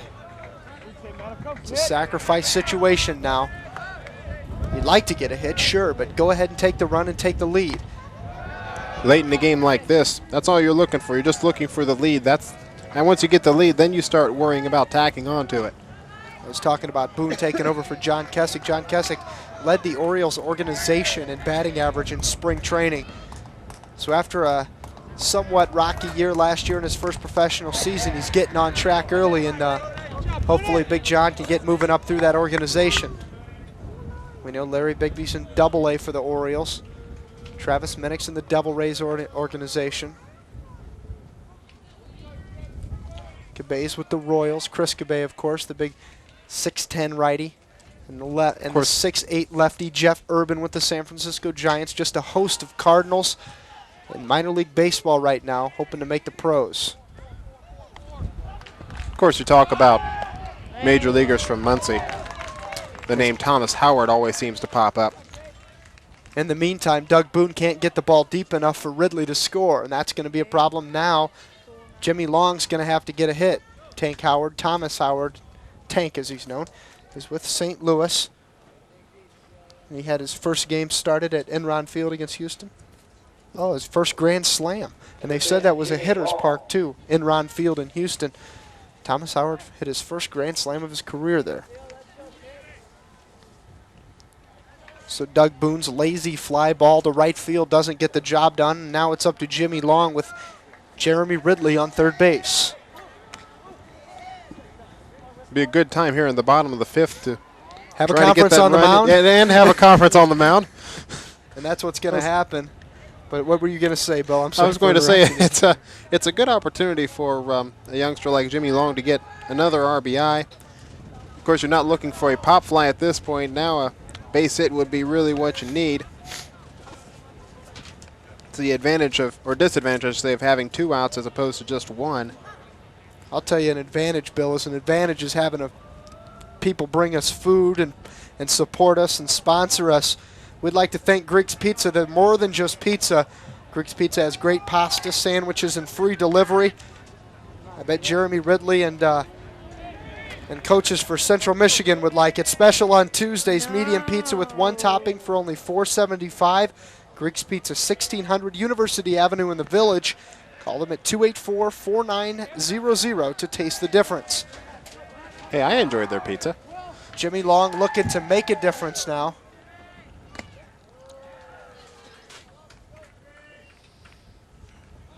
I evidently enjoyed a little too much of that pizza.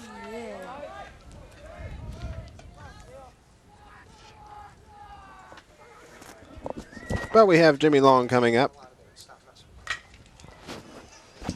It's a bouncing ball, double play, no, because there's 2 outs. They get to force it second as Deckman is retired, and that's the end of the inning. The Cardinals can't take advantage of runners at first and third. And we'll be back after this. You're watching Ball State University Baseball on WCRH TV Sports.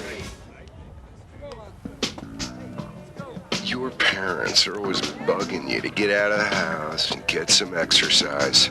But you've got your own way of doing things. You're your own person. You don't need to follow the crowd or the rules. And the last people you want to be like are your parents. Johnny, tell them what they want.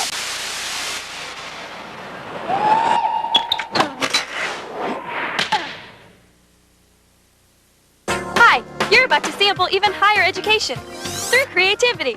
At which university will you find Indiana's largest undergraduate program in theater and dance? Ball State. You can take your passion in life and turn it into a career. The program has everything I need. And at which university will you find the nation's 4th largest college of communications? Ball State.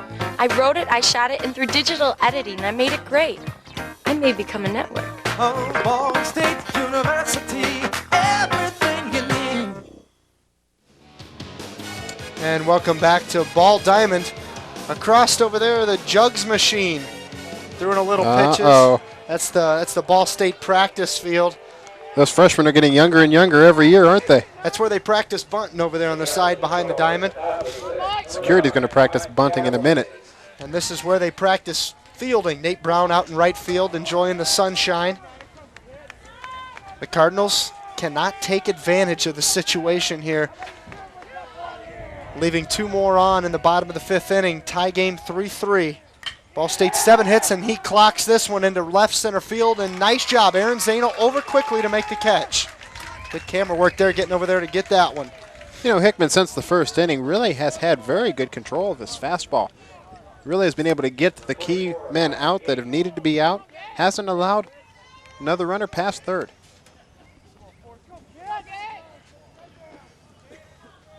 As we take a look at Mike Gates coming up. Mike Gates was hit by a pitch in the first, flew out to center in the second.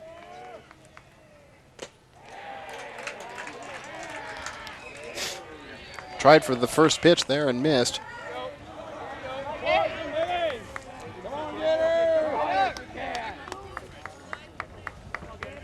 Gates, of course, hitting .367 coming into the year. Scored 10 times, 3 home runs. Hit a triple, one of only 5 players on the Central Michigan team to hit a triple coming into today. And leads the team in walks with 15 free passes coming into today. Well, the good thing is that Hickman's not given any free passes today, yet to give up a walk, and the only runner to reach second base since then was Schuyler in the 2nd inning when he doubled and ended up getting stranded there. But so Jason Hickman settling down nicely after those 2 back-to-back home runs, and that's a credit to the Ball State pitching staff, because that's exactly what Brian Bullington did in the first game. He got rattled a little bit, gave up that 1 home run, and then his teammates an error behind him, and that kind of gets under a pitcher's skin. And now look at Jason Hickman striking out Mike Gates. And it's a credit to Coach Maloney as well to sit the young man down and say, hey, you know, you've let it get out of control early, but it's still very early in the game. We still have 7 innings to come back. Just take your time, get each man out one at a time. And that's exactly what he's done. And he's done a very productive job in getting the key men out, like I said, like he needed to get out. As Kevin Uzarski comes up, we heard Larry Bullington talk about in his interview with Blake Miller in the first game that Brian Bullington really likes Coach John Lowry, too. He's a pitching coach here at Ball State. Him and Coach Maloney work very well together, and everybody really likes him. He helps them out and works on them a lot. And Jason Hickman's got a lot better. Jason Hickman, there were times last year when he couldn't throw a strike, and now here he is not walking anybody today for us and putting on a fine show against the Chippewas. Lowry, of course, a very class act, just as you mentioned. And a left-hander like Hickman himself. As I believe the bullpen is now up for Ball State as we're talking about that. Don't make me get my My binoculars out again. I'll check it out. And they smoked that ball in right field. Nate Brown's right there with the sunglasses on to make the catch. And just like that, 3 up, 3 down. Jason Hickman is cruising. He's retired 1, 2, 3, 4. Well, let's count 1, 2, 3, 4, 5 straight, 6 straight now for Hickman. I'm counting in my head. You're watching Ball State University baseball. Tied at 3 on WCRH TV Sports.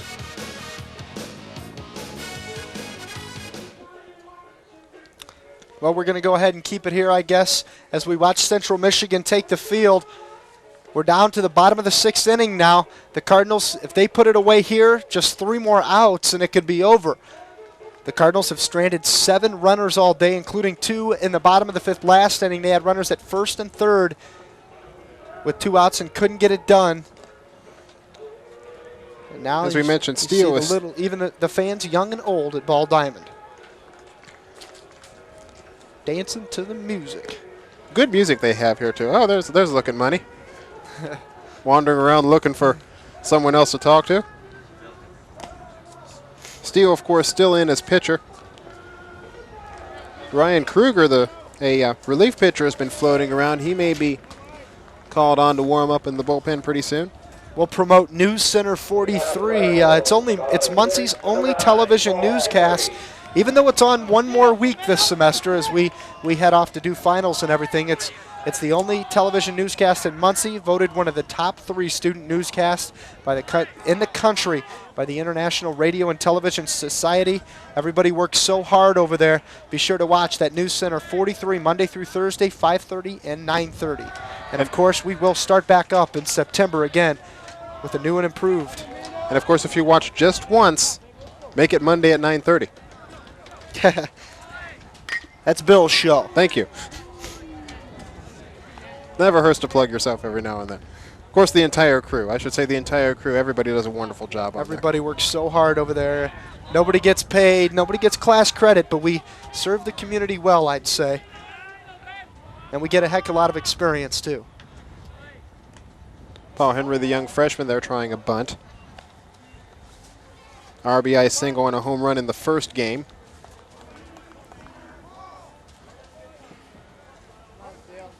Of course, he had a base hit earlier today as well. Earlier in the second game, rather. His 28th start of the season. Paul Henry singled in the second and advanced to third and ended up being one of the Cardinals' stranded runners out there. Out of Notre Dame High School. Earned 4 letters of baseball there. Had a 1.01 ERA as a senior.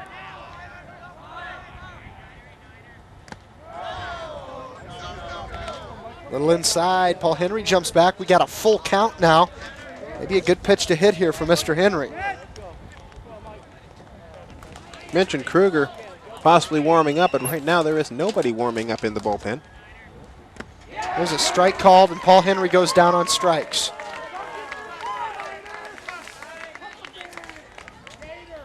That would be a hard pitch to hit under any circumstance.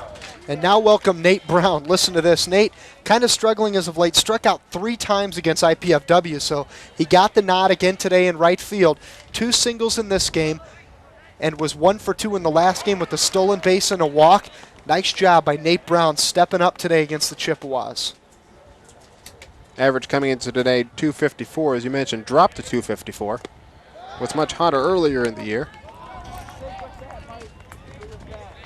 The sophomore earned his first letter last year, playing in 25 games. But what we've seen Nate Brown do is do what he does best, is use his speed and athletic ability to get on base. We saw the bunt single in the 4th. On base percentage of only .343, but it'll improve. Maloney and the crew expect that to improve greatly, especially next year. Nate Brown will get some playing time out there just because he's an athlete and he has speed. Pokes that one up there to the second baseman. Still going to have to hurry. Nate over to first. He's going to be retired. So 2 outs now in the bottom of the 6th inning, and the Cardinals 1 out away from going to the 7th, still in a dead tie. This is a situation where you wanted to get out ahead here.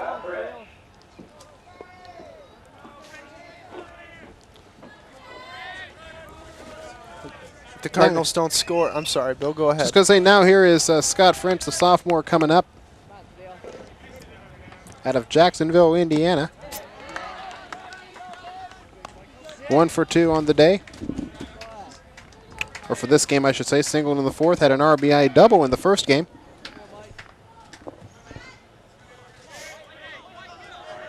French, of course, had that single in the 4th and then out on that controversial play at second base that we took so many looks at. He walked in the 2nd and struck out in the 1st. But still better than a 300 hitter. But Scott French can hit a home run. He can hit the long ball. Maybe can put a charge into one now. The Cardinal hitter's kind of dead here, besides for Doug Boone. Doug Boone, 2 home runs on the day, 1 2-run shot in the first game in the 2nd inning, and a 3-run shot in this one that he crushed. French leads the team in drawing free passes coming into today. Coming into today, he had 20 walks that he drew. There's a pop-up to the left side. The third baseman just to the left side of the chalk. And makes the catch back in fair territory. And that's going to do it for the Cardinals in the 6th. No runs, no hits, no errors, and nothing left for the Cardinals. We're tied at 3. We're going to the 7th. You're watching Ball State University Baseball on WCRH TV Sports. Okay, so you're cruising for colleges? Well, you just made the right turn.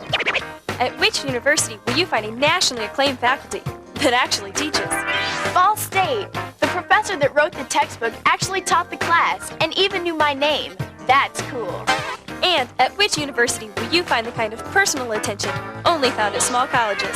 Ball State. It's everything I need. Oh, Ball State University, everything you need. Hey, Jimmy.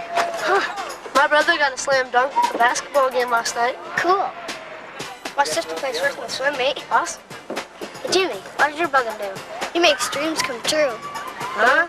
Come on, I'll show you. Wow! Cool. Hey!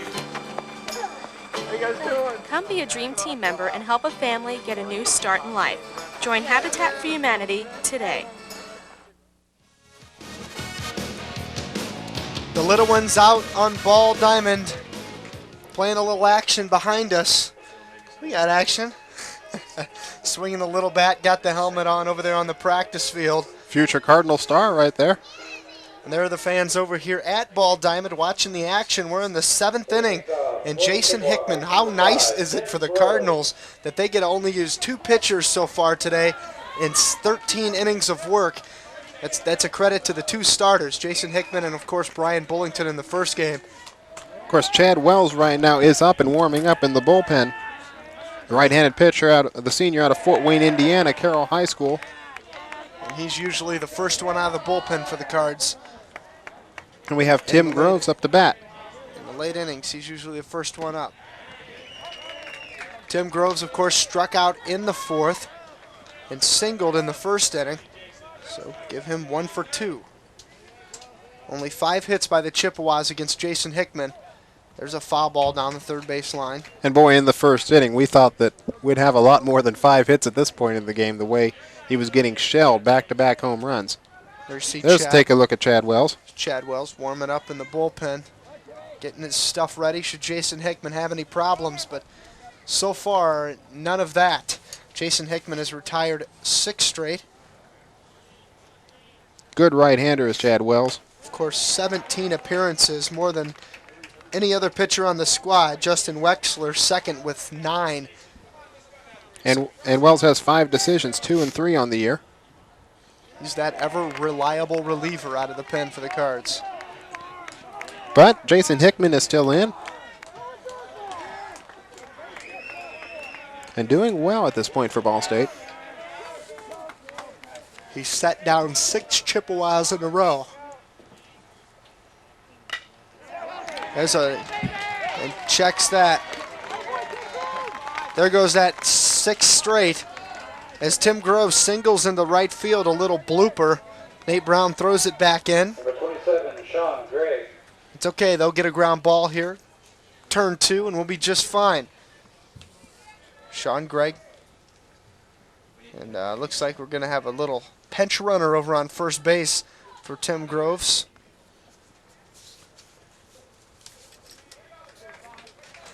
Not a bad idea, as Tim Groves not the fastest man on the team. And who no will come threat in to run steal. is Jeff Garner, the right-handed pitcher, actually, who came in to throw in the first contest today.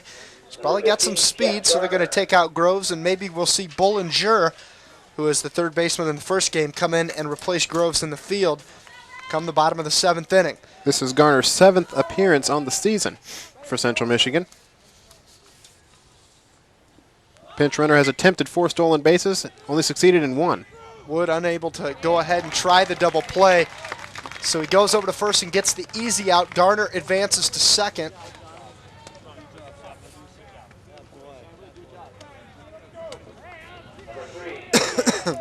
Excuse me. So Sean Gregg advances the runner, but he's put out 3-1 on the play. First out of the inning for the Cardinals, and now Jason Helps, the shortstop. He was hit by a pitch in the 4th and then was thrown out trying to steal to end the end of the 4th. Also was grounded out to Matt Wood in the 2nd inning. There we see hit by a pitch in the 4th. I imagine that the arm of Jason Hickman is getting pretty tired. He can't wing those 90-mile-an-hour fastballs anymore. This one's popped up back over our heads, just over the fence behind us. Just miss our truck. Okay, take care of that truck. That's important to us. We don't want you guys down there getting hurt.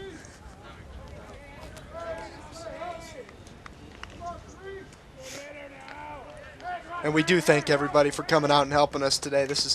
You just hear me and Bill here talking, but there's so many people here helping and everything. And believe me, those people work every bit as hard, if not harder than us. Much harder than us. We just get to sit here and talk. They're pushing buttons and everything. Yeah, this is really the easy job. This really is. So thanks to everybody who helped us today. But we all do it because it's fun. Absolutely. What? And how about that line, producer? One out here in the top of the 7th inning. And Hickman has hit another batter. Have to buy him a box of Band-Aids. He's been hit again.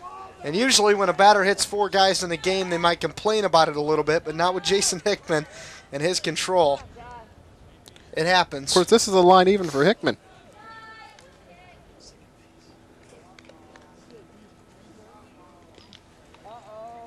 Oh, yeah, the runner that got to second base here in the inning was the first runner to get to second base on Hickman since the 2nd inning when Schuyler doubled. Of course, this leads to another conference with Coach Maloney. There's a good chance Jason Hickman might be coming out of this ball game if Chad Wells is ready. Wells still warming up. Yeah, he's going to go to him, I think. Jason Hickman, though, an outstanding performance today. He has. He certainly improved a 3.60 ERA coming into the game. Of course, allowing a couple of home runs in the 1st. But since then, as we mentioned, just a spectacular job. And it looks like it's going to be Chad Wells coming out of the pen for the Cards. We do have Wells coming in. So a different direction now for Ball State as the right-handed pitcher comes in. A hand for Jason Hickman from the crowd. Only 6 hits and 3 runs allowed. Against a potent offense like Central Michigan. That is an excellent job. An excellent job by the Cardinal pitchers all day long. And for the first time today, we're going to see a reliever. Brian Bullington went the distance in the first game in a game the Cardinals won 8-5. Of course, this being such an important game for both teams, you want to keep fresh arms in as much as possible. Ball State only 1 game behind Central Michigan as we speak in the standings for the MAC West. Ball State pulls this one out. They will be tied going into tomorrow's games. Central Michigan wins it, then there will be a split for today. Central Michigan will hold a 2-game lead going into tomorrow, and it will become vital for Ball State to at least draw even. They don't want to drop both games tomorrow, because if they do that, well, then they're looking at competing for second place. And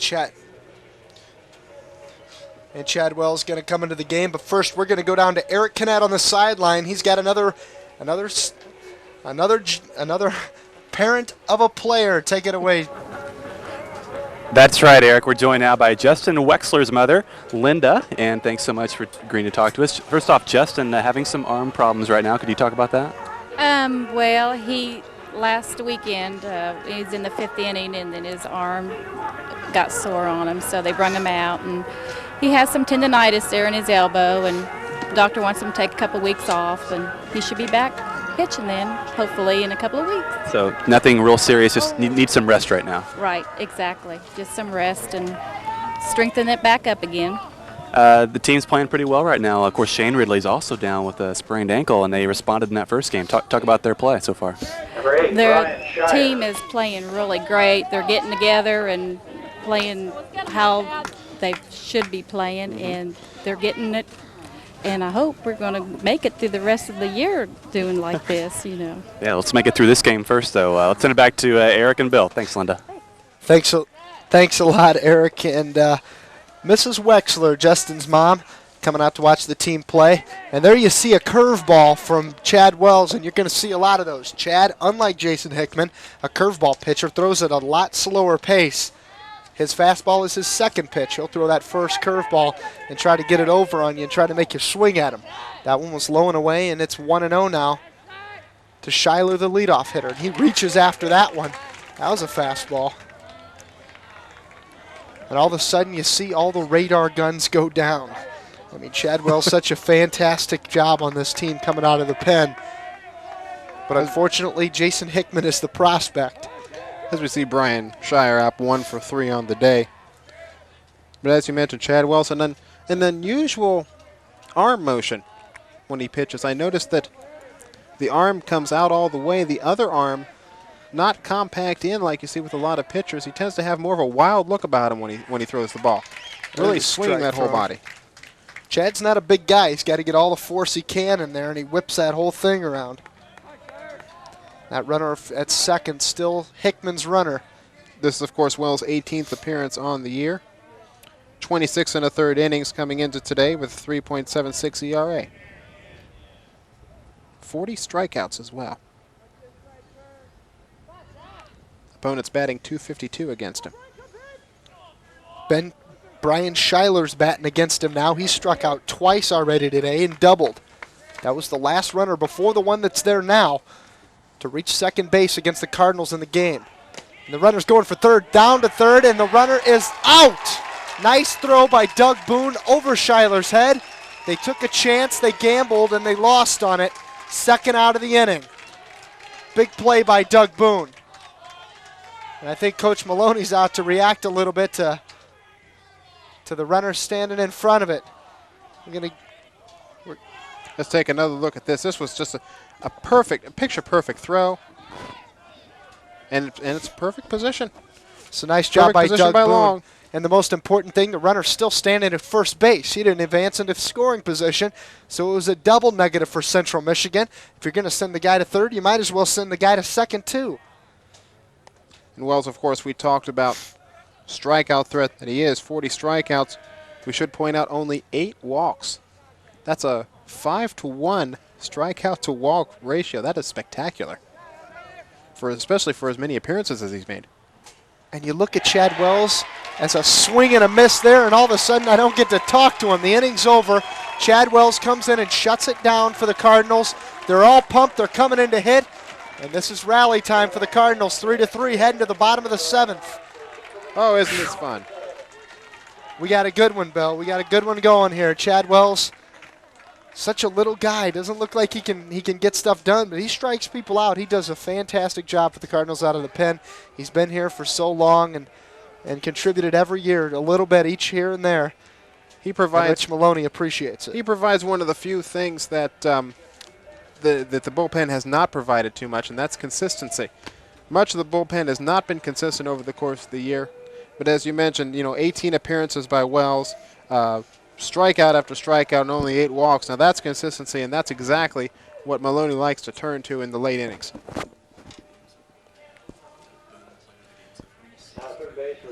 And I'll tell you something else, too.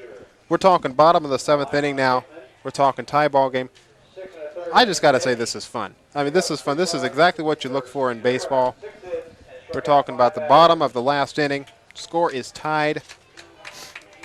We got the line completed on Hickman as Chad Wells finishes it off for him. 6 1/3 innings, 3 runs, all of them earned, 6 hits, walked 0, which is very, very important in an appearance for Jason Hickman with 6 1/3 innings. He did hit 4 batters, which essentially can be classified as walks, but he also struck out 5 and only 3 runs, and 2 of them on solo blast. So a nice job by Jason Hickman today. We close the book on him. It's rally time. Aaron Zainel, the number 2 guy in the order, and he strokes one into right field. I got a little ahead of myself, and it settles into the hand of the left fielder. Turned into a can of corn, but you know, Uzarski. with someone like Zainel, though, you know, you come to expect something like that. One great thing about this Ball State lineup is virtually anybody is a threat to knock it out of the park. And we almost had it there with Zainel, and there really is no let up. Anybody can really hit a home run in this lineup. I got excited there. Whew. Of course, come on, Cardinals. Coming up now is Ridley. They're going through the meat of the order, too. I mean, we got Jay Ridley here and then Matt Wood on deck, and any of these guys can end the game with one swing of the bat. Ridley is certainly a threat to knock it out of the park. And Mike Steele still going strong on the mound. Just one bad pitch for him to Doug Boone, and he'd be throwing a shutout, a strike on the inside corner on Ridley. Only 2 home runs on the year, but if I'm taking a look at the Ball State flag and the American flag out in center field, and they are waving straight out. That's fine. There's a good look. Wonderful job by the camera, guys. Wonderful job.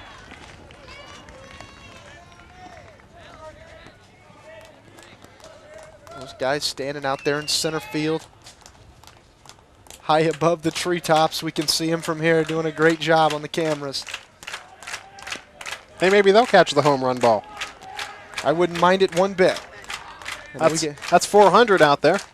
Wonder if someone can reach it. Low and away, ball 1. So a good miss, good eye there by Jeremy Ridley. Ridley, of course, last year with 20 stolen bases and a .383 batting average. That was 5th in the MAC. Well, we said Jeremy could bust out of his slump at any time as it fouls it away to the left side. We said Jeremy Ridley could bust out of his slump at any time in the first game, and he smacked one out to the wall here in right center field. And you're looking at the only consistent offensive player on the entire Ball State lineup. He is the only player that has started every game this year for the Cardinals. There's a foul back. That's a tribute to Jeremy Ridley and how solid he is and how solid he's been for 2 years for the Cardinals. Crunch time now. 1-2 the count, 1 out. Bottom of the 7th inning. Cardinals are tied at 3. They can't lose this one right now. All they can do is gain from this, and that ball's inside. A little close. We got an even count now at 2-2. Kind of eases your stomach a little bit when you can realize that all they can do is win in this situation. But this is not what Central Michigan wants to do, is put a man on, even with 1 out, when you've got some power hitters coming up. Of course, we mentioned Matt Woods coming up after this.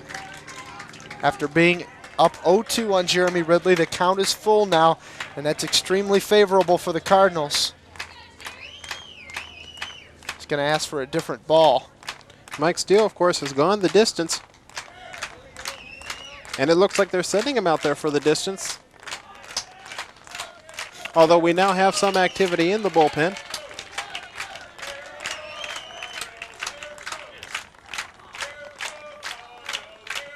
Swing and a miss by Jeremy Ridley. He's going to take off down to first on the drop third strike, and he's thrown out. And of course, Matt Wood likes to end games on home runs. He had a pinch hit 2-run homer to beat Detroit Mercy on March 26th in a 5-4 win. We know Matt can hit the long ball. Pete He absolutely can. He's Pete Nemeth up in the bullpen for the Central Michigan Chippewas, and let's not even give him a chance to come in the ball game. Well, coming into today, Matt Wood led won all Cardinals in home runs with 6. That's coming into today. And, of course, we mentioned also that he's leading now in RBI. He's got 22 on the year.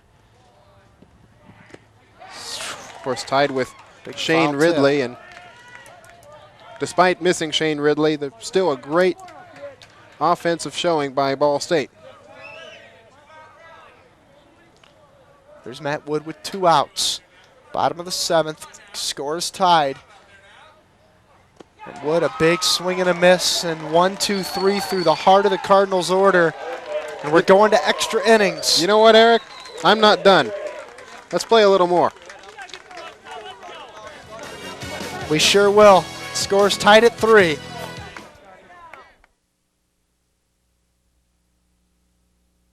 Michael Jordan, UNCF, take 1. We're here to tell you about the College Fund.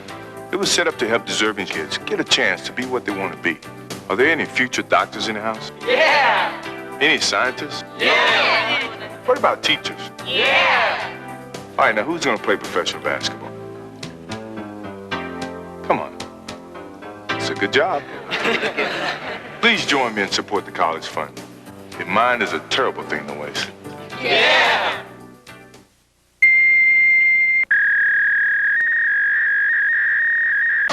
Ball State Sports Online. Schedule, result, headline, features, statistic, game note, team pages, video and audio clip, biography, email, Ball State links, daily updates.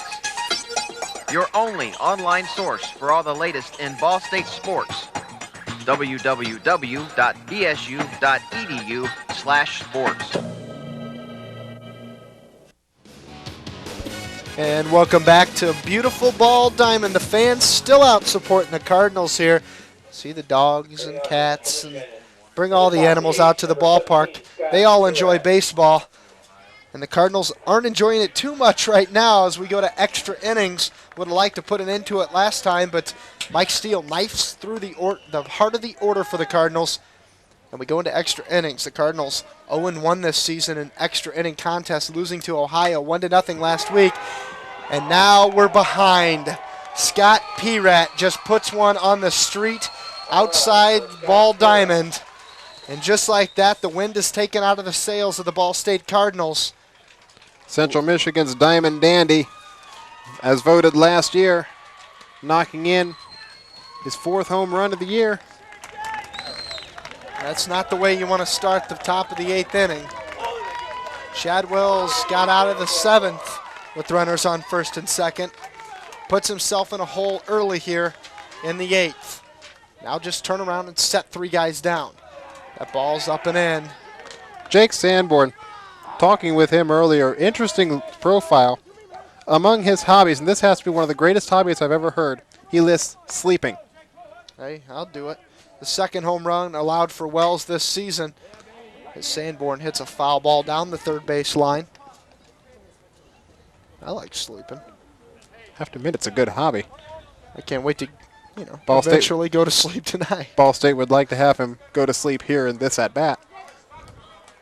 Well, Wells to Sanborn, a swing and a miss. Strike 2.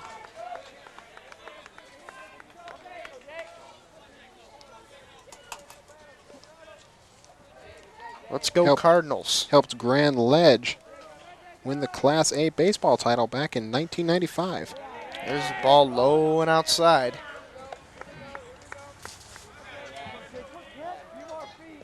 Jake Sanborn, one of the senior leaders on this Central club.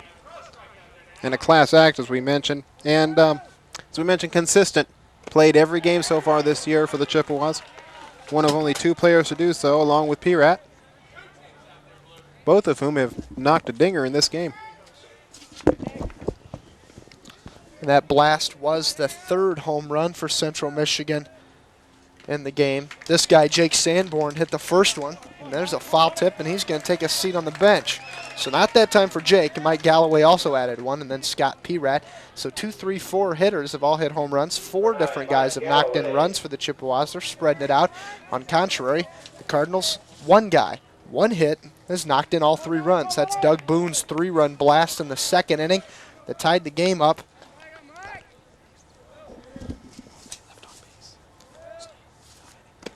There's a pitch right down the middle from Wells. You talked about... And the batter, Mike Galloway. You talked about only 1 home run. Ball State having a lot of base runners. Of course, they've stranded 7 in this game. There's a strike down the middle, so 0-2 quickly on Mike Galloway. He also hit a home run earlier. An important situation here for Chad Wells. If we can win this game, I'm going to be pretty excited, and I think a lot of people are here at Ball Diamond. A high chopper to the shortstop. He's going to have to hurry. Over to first to Wood. He puts the tag on him. He put the tag on him. Matt Wood put the tag on the runner before he hit the base. And here comes Maloney again to argue it. Maloney again. This is getting a little bit ridiculous. This was, you know, in all fairness to the umpire, that would have been a spectacular play if he would have called him out. But we're going to take a look and we're going to see, did he in fact lay some glove on the batter? In the case, we're going to take a look at it. Here it is now. Let's take a look. Wood with the jump. He's out. Oh, he got the glove, but he's out. Let's see. Was the foot on the bag first? Let's see. Glove in front. He out. got him. I can't believe that umpire missed that play. He got him by a half step. Nice job getting those replays, guys. I don't know how the heck the umpire saw him safe. Maloney did have a fair beef on that one. The umpires have done a pretty fair job so far in this game. Just a miscue there on that one. And what a time to have it. Top of the 8th. Well, now rebound. You can't get down on yourselves. You just need to come back and pitch and play defense here and come in and hit and win this ball game. And get out Mike Gates is the first priority. E6 on that play actually charged the air to the shortstop, Paul Henry. Shouldn't have been an error. That's an awful close call to call it an error, but I suppose you have to on the throw. Yeah. It was a good play by Wood to bring the ball down. There's a strike on the outside corner, 0-1. Now there's the freshman Mike Gates. Of course, the red shirt freshman. 0-1. Only played 1 extra inning game prior to this one. They lost to Ohio just last week. That's the game that Bryant Bullington pitched so well in. And ended up giving up the run in the 9th inning to lose to Ohio. Bullington, a guy who's going to anchor the pitching staff for the next couple of years. Hopefully the quick return of Justin Wexler will help the pitching staff as well. Chad Wells delivers. The ball's in the dirt. It's 1-1 now.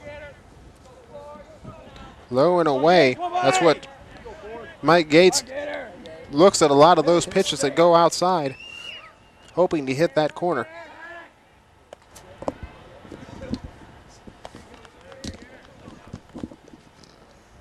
Mike Gates, of course, a lot of these players are multi-sport stars in high school. Gates played in the East-West All-Star game in football out of Flushing High.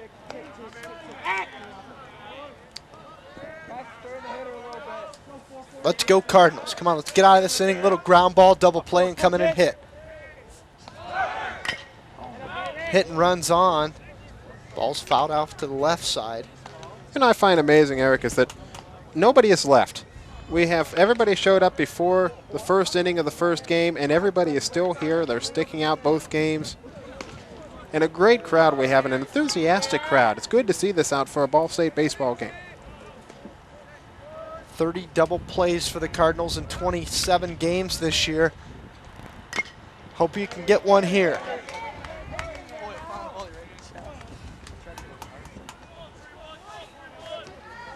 It would definitely be nice, as if there's one concern that they have, with the exception of some of their relief pitching, it might be their defense, particularly on the infield.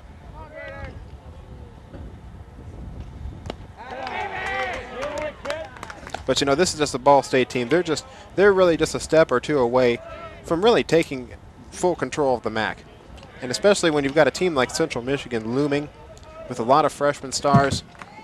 great rivalry building up here. Swing and a miss by Gates. Chadwell sets him down. An important out there. 2 away now. Put it on the ground, put it in the air, just hit it to somebody, and we'll be out of this inning. Yet another strikeout. That is his 3rd already. Actually, this 2nd for Wells since he came in. Yes, 3rd. Sorry, That makes Bill. that's okay. That makes 43 strikeouts on the year. Again, 43 strikeouts versus only 8 free passes. That's what Chad Wells does best. He has control. Like that, right on the outside corner. Beautiful pitches. Kevin Uzarski is up. 0 for 2 on the day. Flew out and struck out. The senior out of Taylor.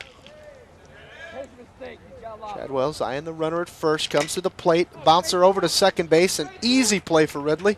Throws over to Matt Wood, and that's going to do it for the Chippewas. And the Cardinals now running in. They got a task in front of them. But the home run by Scott Perat was just a little bit too much for a 1-2-3 inning. That's what the Cardinals were hoping for, where they could come in and take advantage of this last at bat. But now it becomes a sudden death mission for the Cardinals. They'll send to the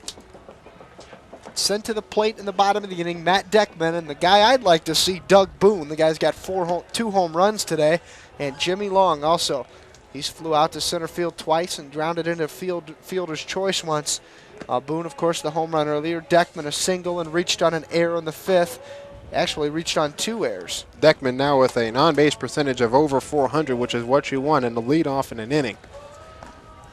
And you know, Eric, looking at this game, after the 2nd inning, when we were tied at 3-3, I about half expected us to be in the 7th inning, score something around 20-15 with all the offensive potential that both teams have. But both pitchers settled down, and we ended up having a good pitcher's duel there in the end. And now we're in the 8th inning, and Ball State needs 1 run to keep this thing going. And, of course, as we mentioned, 2 runs ties them up in the conference for the lead. I'd like to remind you that this game on Burris Channel 43 as well as WCRH at Ball State University. If you're watching it tonight at 8 o'clock on Saturday night, also tomorrow morning at 10 a.m. on Burris Channel 43 and WCRH TV. Deckman fouls one back.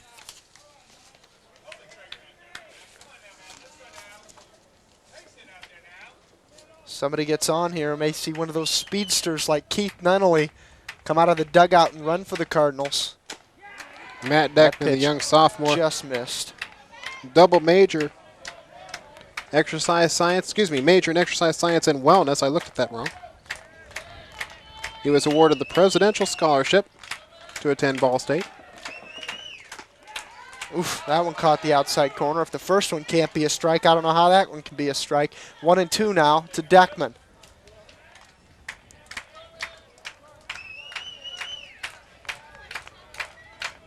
Deckman, of course, leading this team in academics and very valuable at the plate. Swing and a miss, and he goes down swinging. So Mike Steele, he's really doing good. He's really taking advantage of this stuff, man. I thought he'd crumble here in the late innings, and that's not the case. 2 straight innings of 3 up, 3 down, and he got Deckman swinging to start the 8th. Among all of Central Michigan's players, Steele would probably be the only guy that would not collapse late in the game. He is arguably the best athlete on the team and among the best conditioned. But after getting shelled in the 2nd, I was like you, Eric. I expected him to be out by now or at least start to fold, and we really haven't seen that. Both pitchers settled down nicely. The last hit against Steele was in the 5th. Jeremy Ridley led the inning off with a single. The last person to reach was later in that inning when Matt Deckman reached on an error.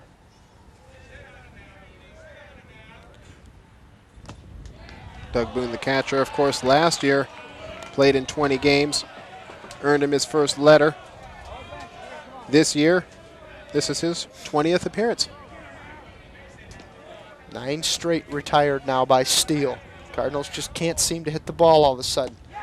And Doug Boone swing and a miss. 2-2. He kind of half-heartedly swung at that one. Didn't know what he wanted to do with it. Boone's strikeouts have increased this year. He was up to 16 going into today. Of course, he's also up in slugging percentage. Coming in today, it was at .475. Strike called on the outside corner. 4 straight strikeouts for Mike Steele, and he's just getting stronger as the day goes on. The Cardinals' last chance here in the 8th is going to be Jimmy Long. Down 1 run, 4-3. Boy, this is an inspirational story. The transfer out of South Alabama coming home. If he can get on base here and represent the tying run, majoring in sports administration. Paul Henry would be next. Jimmy Long can hit the long ball. Don't get me wrong, he sure can. He's got an awful lot of potential, especially in power. 4 on the year so far for Jimmy Long. 20 RBIs. Coach Maloney, 2-0. Look for something to hit. Just calm down, wait for your pitch. You know how it goes. This guy's pitching good, but I guarantee a guy like Long, he's going to be getting a lot of take signs. Coach Maloney making sure nobody out there with lip readers in the dugout. Putting his hat over his face.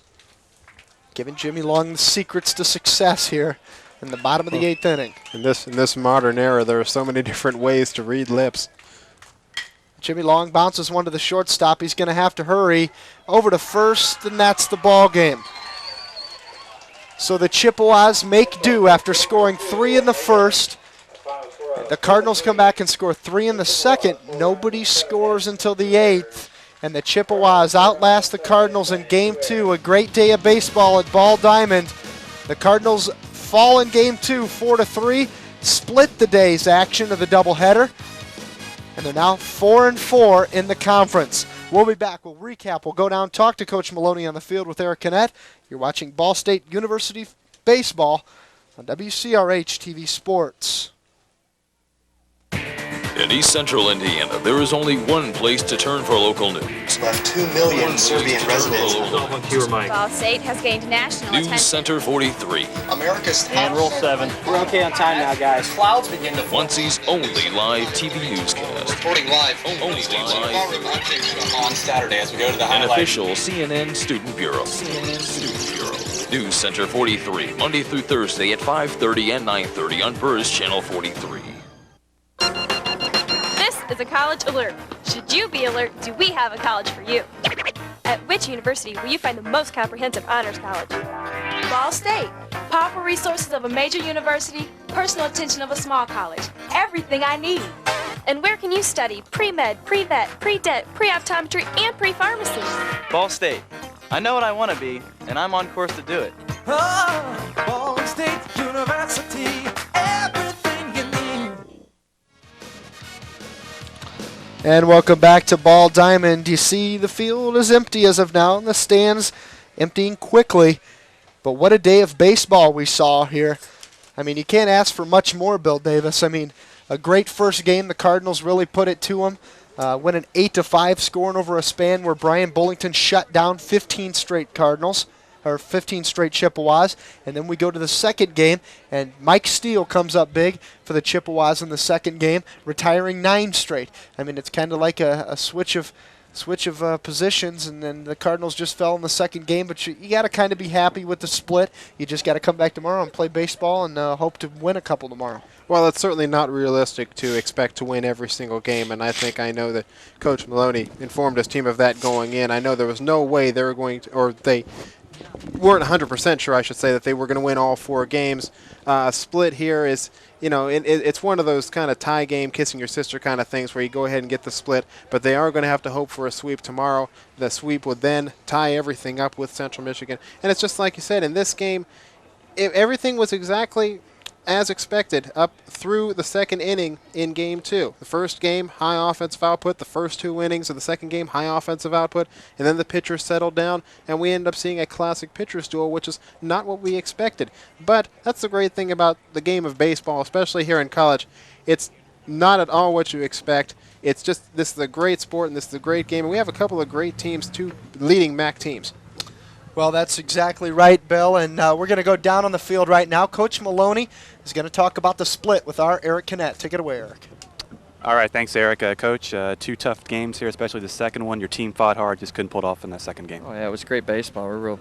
I can have nothing but good things to say. Both teams. It was great baseball, and sometimes you're going to win, sometimes you're going to lose. And it was 2 really good teams playing really hard. And hey, there's much to say. 4-3 could have went either way, and got to give them credit. They did an outstanding job, and they were very well coached, and they just came one more than us on that day. As far as Shane Ridley, he was obviously out with an ankle injury, but you had guys step up. I thought Doug Boone played very well. Just talk about their play. Yeah, Doug did an outstanding job today, and you need to have people step up. Paul Henry had some nice hits in that first game, which was stepping up, and that's what you're going to have happen when guys go down with injury, because you can't control injuries. They're part of the game, and when someone gets injured, if you're a really good team, then someone else steps up. So I was real pleased, to be honest with you, with our 2 best players out to play as well as we did today. I'm real pleased, and then we'll have to go back at it tomorrow and find a way to scratch out some W's. Finally, Coach, I know you don't want to talk about the umpiring a lot, but some tough calls out there looked like. Well, those guys are trying to do the best they can, and I didn't think it was the umpires didn't decide the game, and that's all you really ask. So the bottom line is, that's really all. So. Okay, tomorrow doubleheader, 1 o'clock. Know you're starting tomorrow? Yeah, we're starting Adam Schiefel in game 1 and then Dustin Rule in game 2. Okay, thanks a lot, Coach. Thanks for Eric Bastien, send it back up to you. Thanks a lot, Eric Kinnett on the sideline. Thanks a lot, Coach Maloney. We appreciate you taking your time to talk to us. We're going to run down the final line score on Mike Steele. He threw 8 innings today, 7 hits, 3 runs, all of them earned, of course, all on the home run by Doug Boone. He walked 2, struck out 8 Cardinal batters. And on the other side of the ball, Jason Hickman got the loss. His record now 0-1 on the season. Mike Steele 5-0. Actually, no, Chad Wells got the loss. I'm sorry, in the game. His record falls to 2-4. Mike Steele 5-0 on the season. No saves in the ball game across the board. A good effort by the Cardinals, I guess, today. You can't be totally disappointed. You won the first game, but we got to come back here tomorrow and play some baseball. Remember, if you're watching this tonight on WCRH and Burris Channel 43, we will replay this game tomorrow at 10 o'clock. So make sure to join us. We thank you for joining us. We thank everybody involved in this production. It's been a production of WCRH TV Sports, Ball State student-run television station. Thanks for joining us, and have a good night.